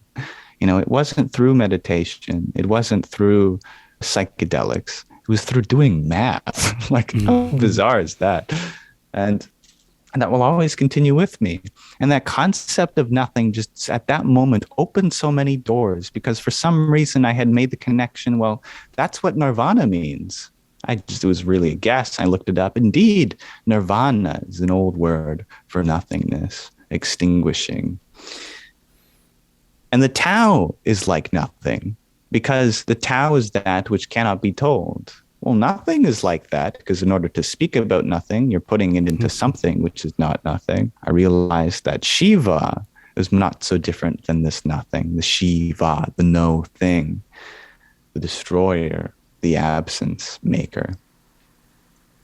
I realized that the first line of the Bible, in the beginning, God created heavens and the earth, was perhaps better translated to the ancient Aramaic as, in the beginning, a discernment was made between nothing and everything, the formless and the form.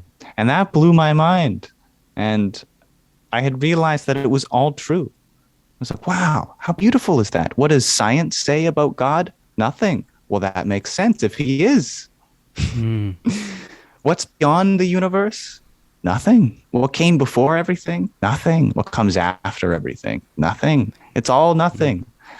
The Alpha and the Omega. What were you before birth? Nothing. What will you be after death? Nothing. It's all great nothing. The overlap between all things is nothing. All the sciences, all the religions, it leads you to nothing. And not in a nihilistic way or a pessimistic way, but in the most optimistic way and profound way. And that is what opened my door. Wow. And then you walked in and never looked back. Something like that. Wow. Wow. And that is quite interesting. So in a way, the way I interpret that, even though you weren't overtly doing any spiritual practice or through psychedelics, but what you were doing was contemplation. And it seems that with that contemplation, you opened a door within that. You've actually, in my opinion, expressed the truths within the scriptures, the ancient scriptures, very beautifully. I mean, that's what they all boil down to. Like, if you think about it, like I've noticed there is a certain structure with the Upanishads. They start with the many and then they go to either 1 or 0, depending on which one they want to pick. So it's interesting how you've literally done the same. You went through this process of the 9 axioms and then boiled it down to 1 and then to nothing, which is 0. Wow. Yeah. Very powerful. Very powerful indeed. So having all this wisdom is all great. It's wonderful. But how do you relate this to karma, to action? In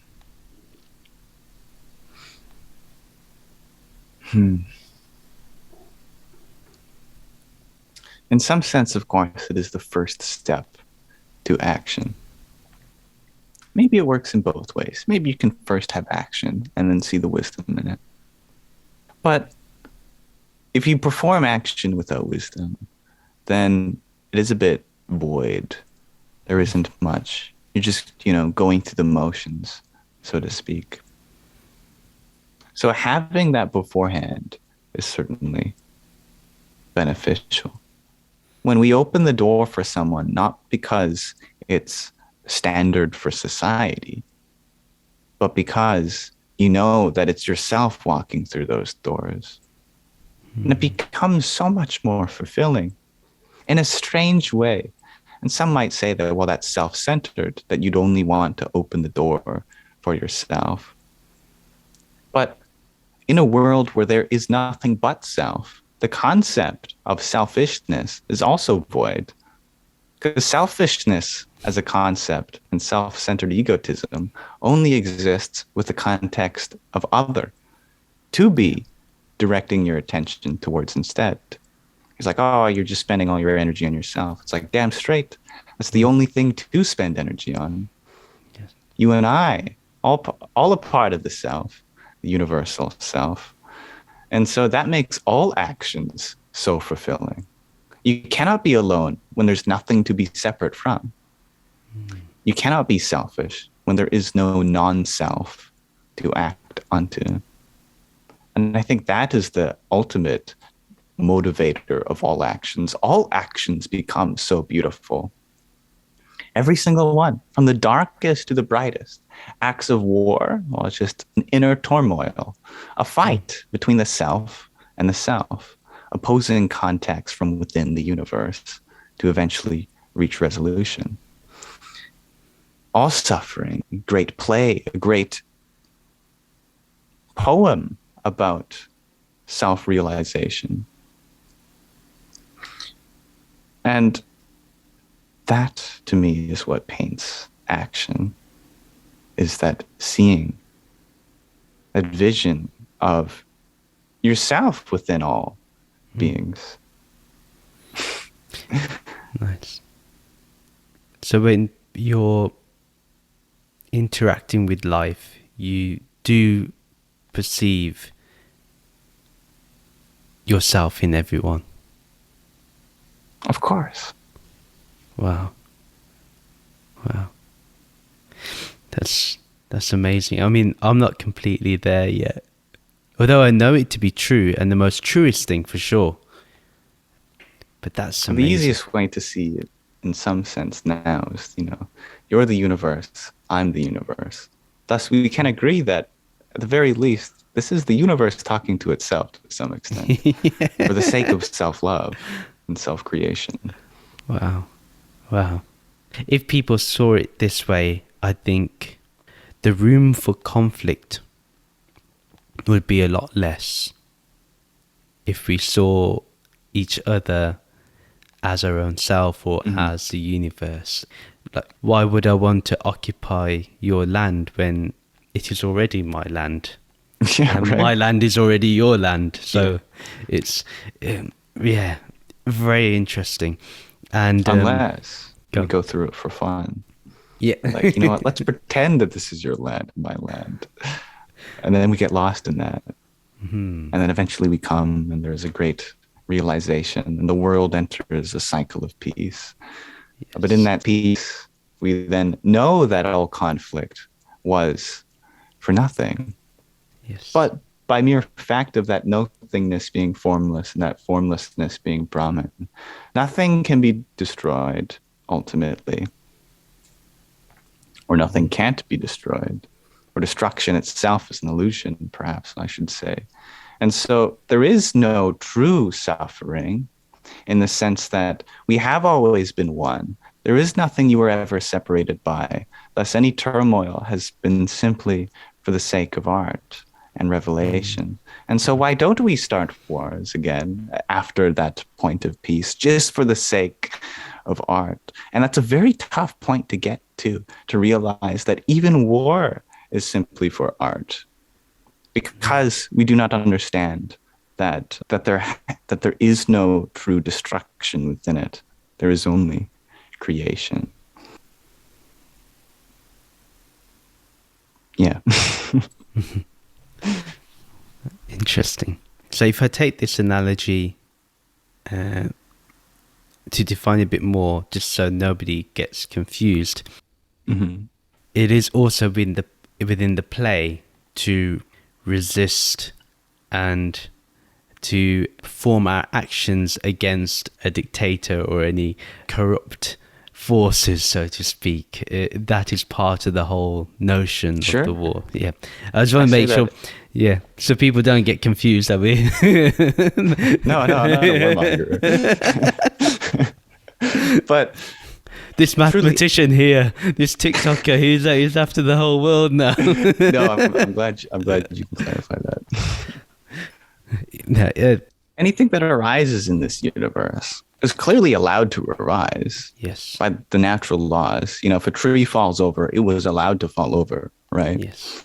If someone revolts against a certain ideology, there's two things that happened. Well, that ideology was allowed to happen, and there was allowed to be a revolt against it.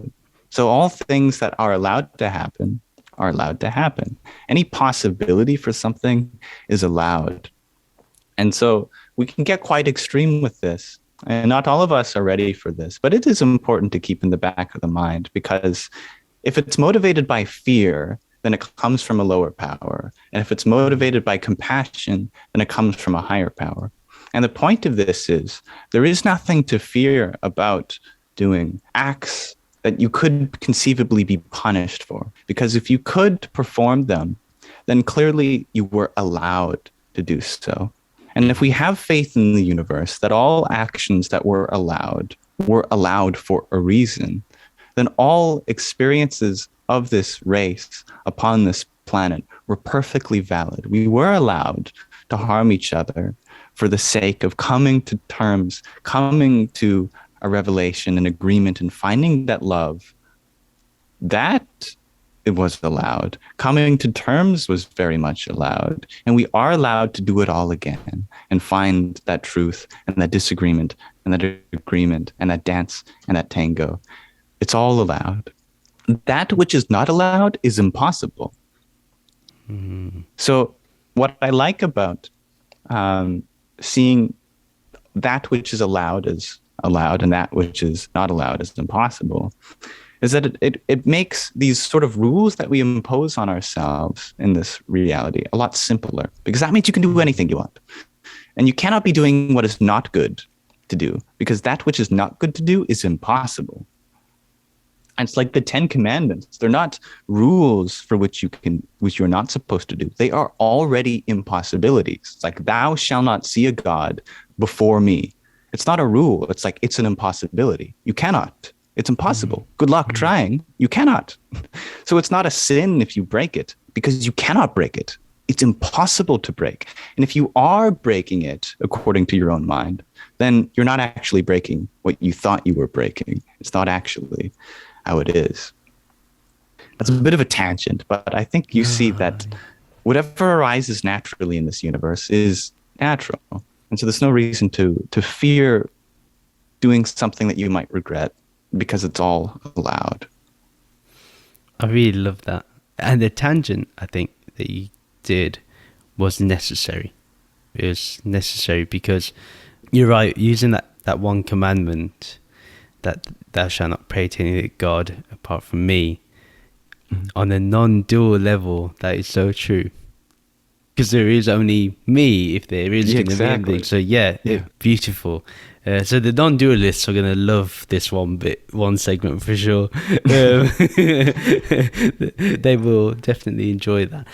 And coming back to Karma a little bit, do you feel a lot of people like to see things as good and bad? How do you perceive things? Do you think there is anything such as, I know you've kind of answered this previously, I want you to expand more upon the notion of karma, that is there good karma and is there bad karma? And maybe you can link it to any part of the knowledge or expertise that you have as well, so that's great. Sure. One of my favorite stories is the story of Adam and Eve, which is funny in a fourth wall breaking way that I do like that, because I was never brought into that. But it is, I think, important to preface to show that I'm coming from an unbiased perspective when it comes to the Bible, because it's very contentious. But coming back on it from a life that I did not grow up in, I was able to see some beauty in it. And here's the beauty that I found in the story of Adam and Eve. So I'm going to simplify it down to its essence. Keep the parts that I think are important. There's a perfect place. It's a really nice place. It's beautiful. everything's one with everything. I know man and God, what's the difference? They're just so in love, so in harmony with each other. It's beautiful. And it's probably a metaphor. It's probably not a real place because there's just so many symbolic things that happen that just has to be a metaphor. Like this tree of life and the tree of knowledge of good and evil, like so symbolic.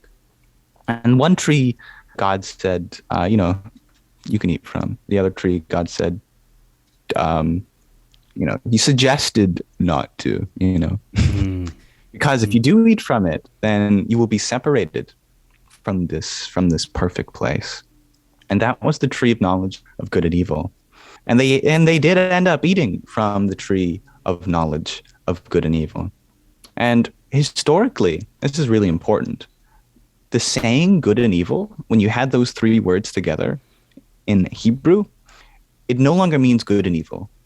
It means, it's kind of like saying yin and yang. It's the knowledge of this and that. It's basically duality. And so it's basically eating from the fruits of duality, seeing this as good and seeing that as bad. It's like, yes, you will now know what is good and what is bad. And now you've created that division, that separation.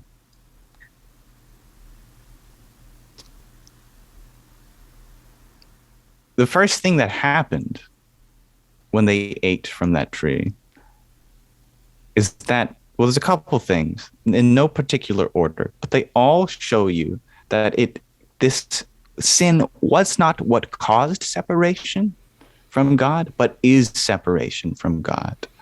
They heard God's footsteps and they were scared. They can only fear something if it's separate. If they were one with God, why would they'd be fearing their own footsteps, basically. So it doesn't make sense. It only makes sense to consider fearing God if you're separate. So somehow this knowingness of what is good and what is bad creates the division, creates the separation. The other thing that happened is, well, you're naked, says the serpent. It's like, you realize that you're naked, or whatever the serpent says. And they're like, oh my God, I had no idea. And it's like, of course, to you and I, that's kind of silly, because it's like, well, back in those days or in that context, it doesn't matter if you're showing your genitals or not, because you're one with everything. But that's just it, is that this concept of nakedness only exists if you perceive yourself to be separate from something. You're hiding something from something. Well, if everything's one, then there's nothing to hide, right? So somehow or another, this division which was created in the world by seeing what was good and what was bad, seeing yin and yang, seeing duality, this created this separation on the mental level from man or humanity and God, the divine. So it's not that God saw, you did what I told you not to do, and picked them up and put them under the garden. It's they were the ones to separate themselves on a mental level. They suddenly saw God as separate from themselves. And that is the original sin, to see oneself as separate. And that separation has occurred by any separation, because the saying good and bad can mean anything you want, any duality at all, any notion of separation between this and that, tit for tat, quid pro quo. All of that sparks that division, that separation, any division whatsoever. So to answer your question about, do I see something as good or bad? Maybe, maybe not. If I said I did not, then I'd be identifying with the fact that I do not, and I'd further be creating a division. So it's unavoidable. So I cannot say for certain whether I do or do not. And that uncertainty gives me certainty. I have actually really enjoyed your take on the Adam and Eve story. I think that was a very unique take. I've not heard that before. And I've heard many different takes on it, but that was, before you even mentioned duality, that's what came into my mind, like the aha moment happened. And then when you said it, it was like, oh yeah, this is exactly what it's pointed to. And yeah, so karma basically when we think about it, it's when we're functioning in duality. Realistically, is when we accumulate karma. And that's true according to the scriptures as well, because if you are one and you are free, then what karma are you really accumulating? There is nothing for you to accumulate, because you're free. So it completely makes sense. A wonderful way of expressing that. What school of thought has really spoken to you recently in the current stage of your life? What school of thought has really invoked your spirit, so to speak? I definitely have this deep longing for Eastern schools of thought, certainly. But anyone in particular doesn't speak to me so much. As it is, there was one concept that has been with me always, and that has always inspired me and motivated me. And it can be said in one word, and that's metta. And I know there's a Buddhist word that means metta, but I mean it in the more recent usage, such as like a fourth wall break is metta. It's this escaping of confines. Because I have noticed that whenever faced with a difficult choice, I always try to find the secret choice, the one that goes beyond the box. For example, one of my favorite moments was when a scientist came to my school in grade 1. I don't know what scientist. It's weird to say now that a scientist came. I'm wondering, what does that even mean? But she was asking all sorts of questions to us about what we thought science was. And one of the questions she asked us was, she got us to name anything, and she would tell us whether there was a science about that thing or not. Kid raised their hand and said, cookies. And she was like, yes, there's a lot of science in cookies. There's science in food theory, and there's a science in the chemistry, which goes on when you bake that. And there's a science in the culture that goes on between cookies and whatnot. And I was trying to think of what's the most interesting thing to ask if there was a science about.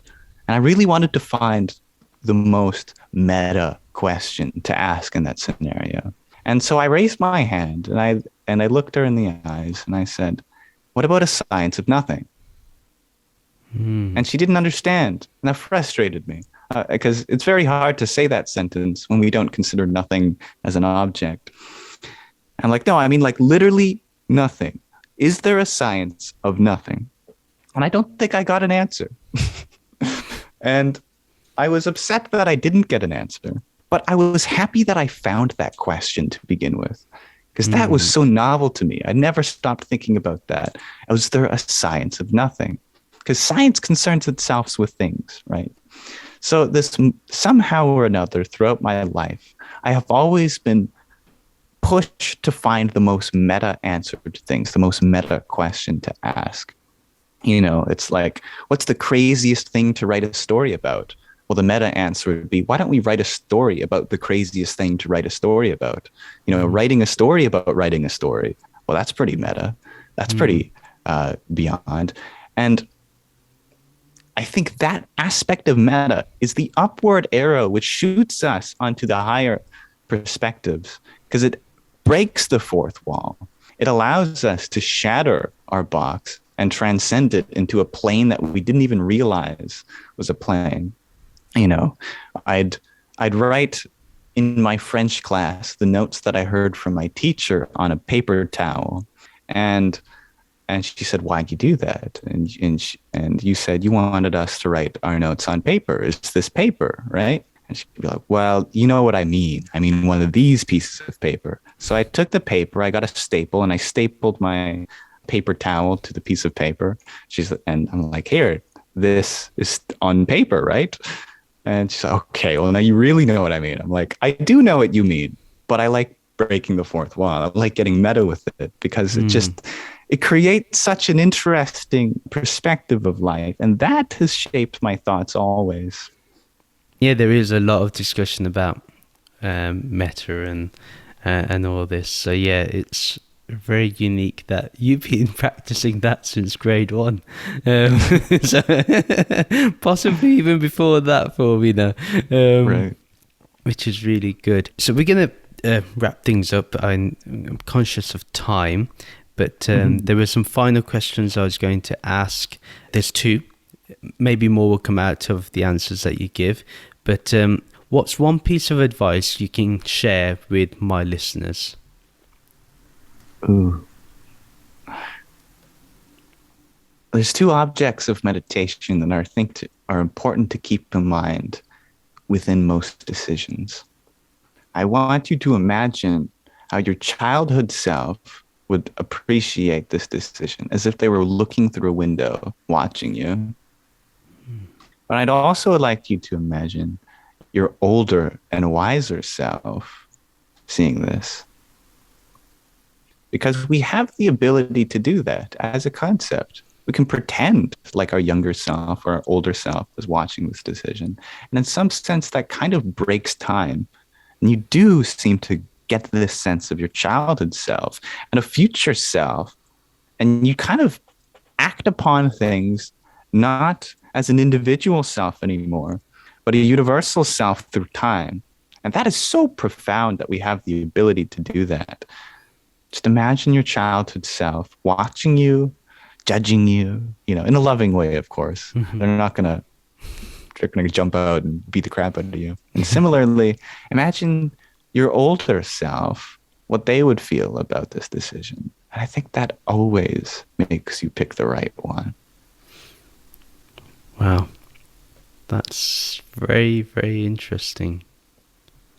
Yeah, and you're right. We can conceptualize that. And I see it so much in terms of I'm in my 30s, so sometimes I can forget what my younger self would have thought. Constantly thinking about what my older self would be thinking. So, yeah, I can see that if I brought the 2 together, I probably would have a more balanced approach to things. So I'm definitely going to take that advice. Right, it's fun. Yeah, that's really cool. And then the most important thing, because our listeners have probably gone through over 2 hours of listening to you and knowing your wisdom. How can they learn more about you? Where can they find more about you? Meditation would be great. But a more practical answer to that would be on my website, yamsox.ca, YAMSOX.ca, and my TikTok, which is at Yamsox. I'm at Yamsox on most platforms. And I post most of my content on TikTok. But you need not go to me to find things that I speak about. I am so confident in the things that I speak about that it does not need to come from me. It comes from all things. That if there is an ultimate truth, then surely all paths lead there. You can pick up a children's book and find truth in that. You can pick up the Bible, the Quran, the Torah, the Bhagavad Gita. You name it, it's there. If there is a universal truth, then it's innately baked into your very being. Not only all things, but your very being. Thus, you need not search externally. You need not go find me and search for my videos. You must search within what you are, because what you are is true. And what is true is innately baked into your being, certainly, and no other way. That's where you can find me. Which is basically everywhere. Or nowhere. Or nowhere. Or now here. So what we will do, we will put the details to your TikTok and your website in the show notes and the video description. So take a look. But I would say, definitely, I want my listeners to take what you said about how to find you. I think that answer in itself is so important in today's day and age. It's very easy for us to accumulate or distract ourselves with more and more without looking within. And I think your answer has invoked that, yeah, okay, look within and then search up Yamsox. so, which is really important, though. What you said is really important, I feel. I find we do less of that. Even though there's lots of talk about it, but practically it's not done as much, you know. I am definitely going to have to do another one with you. There is so much more I want to cover and discuss. So definitely going to have you on again. It's just been an absolute pleasure just listening to you, taking in your wisdom. I have felt I've become a better person, or have now the potential to become a better person by listening to you. So I really want to thank you. Appreciate that. And thank you, my friend. Thank you. Thank you very much for listening to this episode of Conversations with the Bearded Mystic. Please do share this podcast with your friends and family that may be interested in listening to these type of conversations. And you can follow me on social media to keep getting updates. Do subscribe to the Bearded Mystic newsletter, and you can join the Bearded Mystic Discord server to continue on this conversation. The details are in the show notes and video description below. If you would like to continue to support the Bearded Mystic podcast, continue to utilize this Patreon page so you can take advantage of more content. Please do rate and review the podcast on our website, www.thebeardedmysticpodcast.com. And thank you very much for listening. Take care. See you next time. Bye.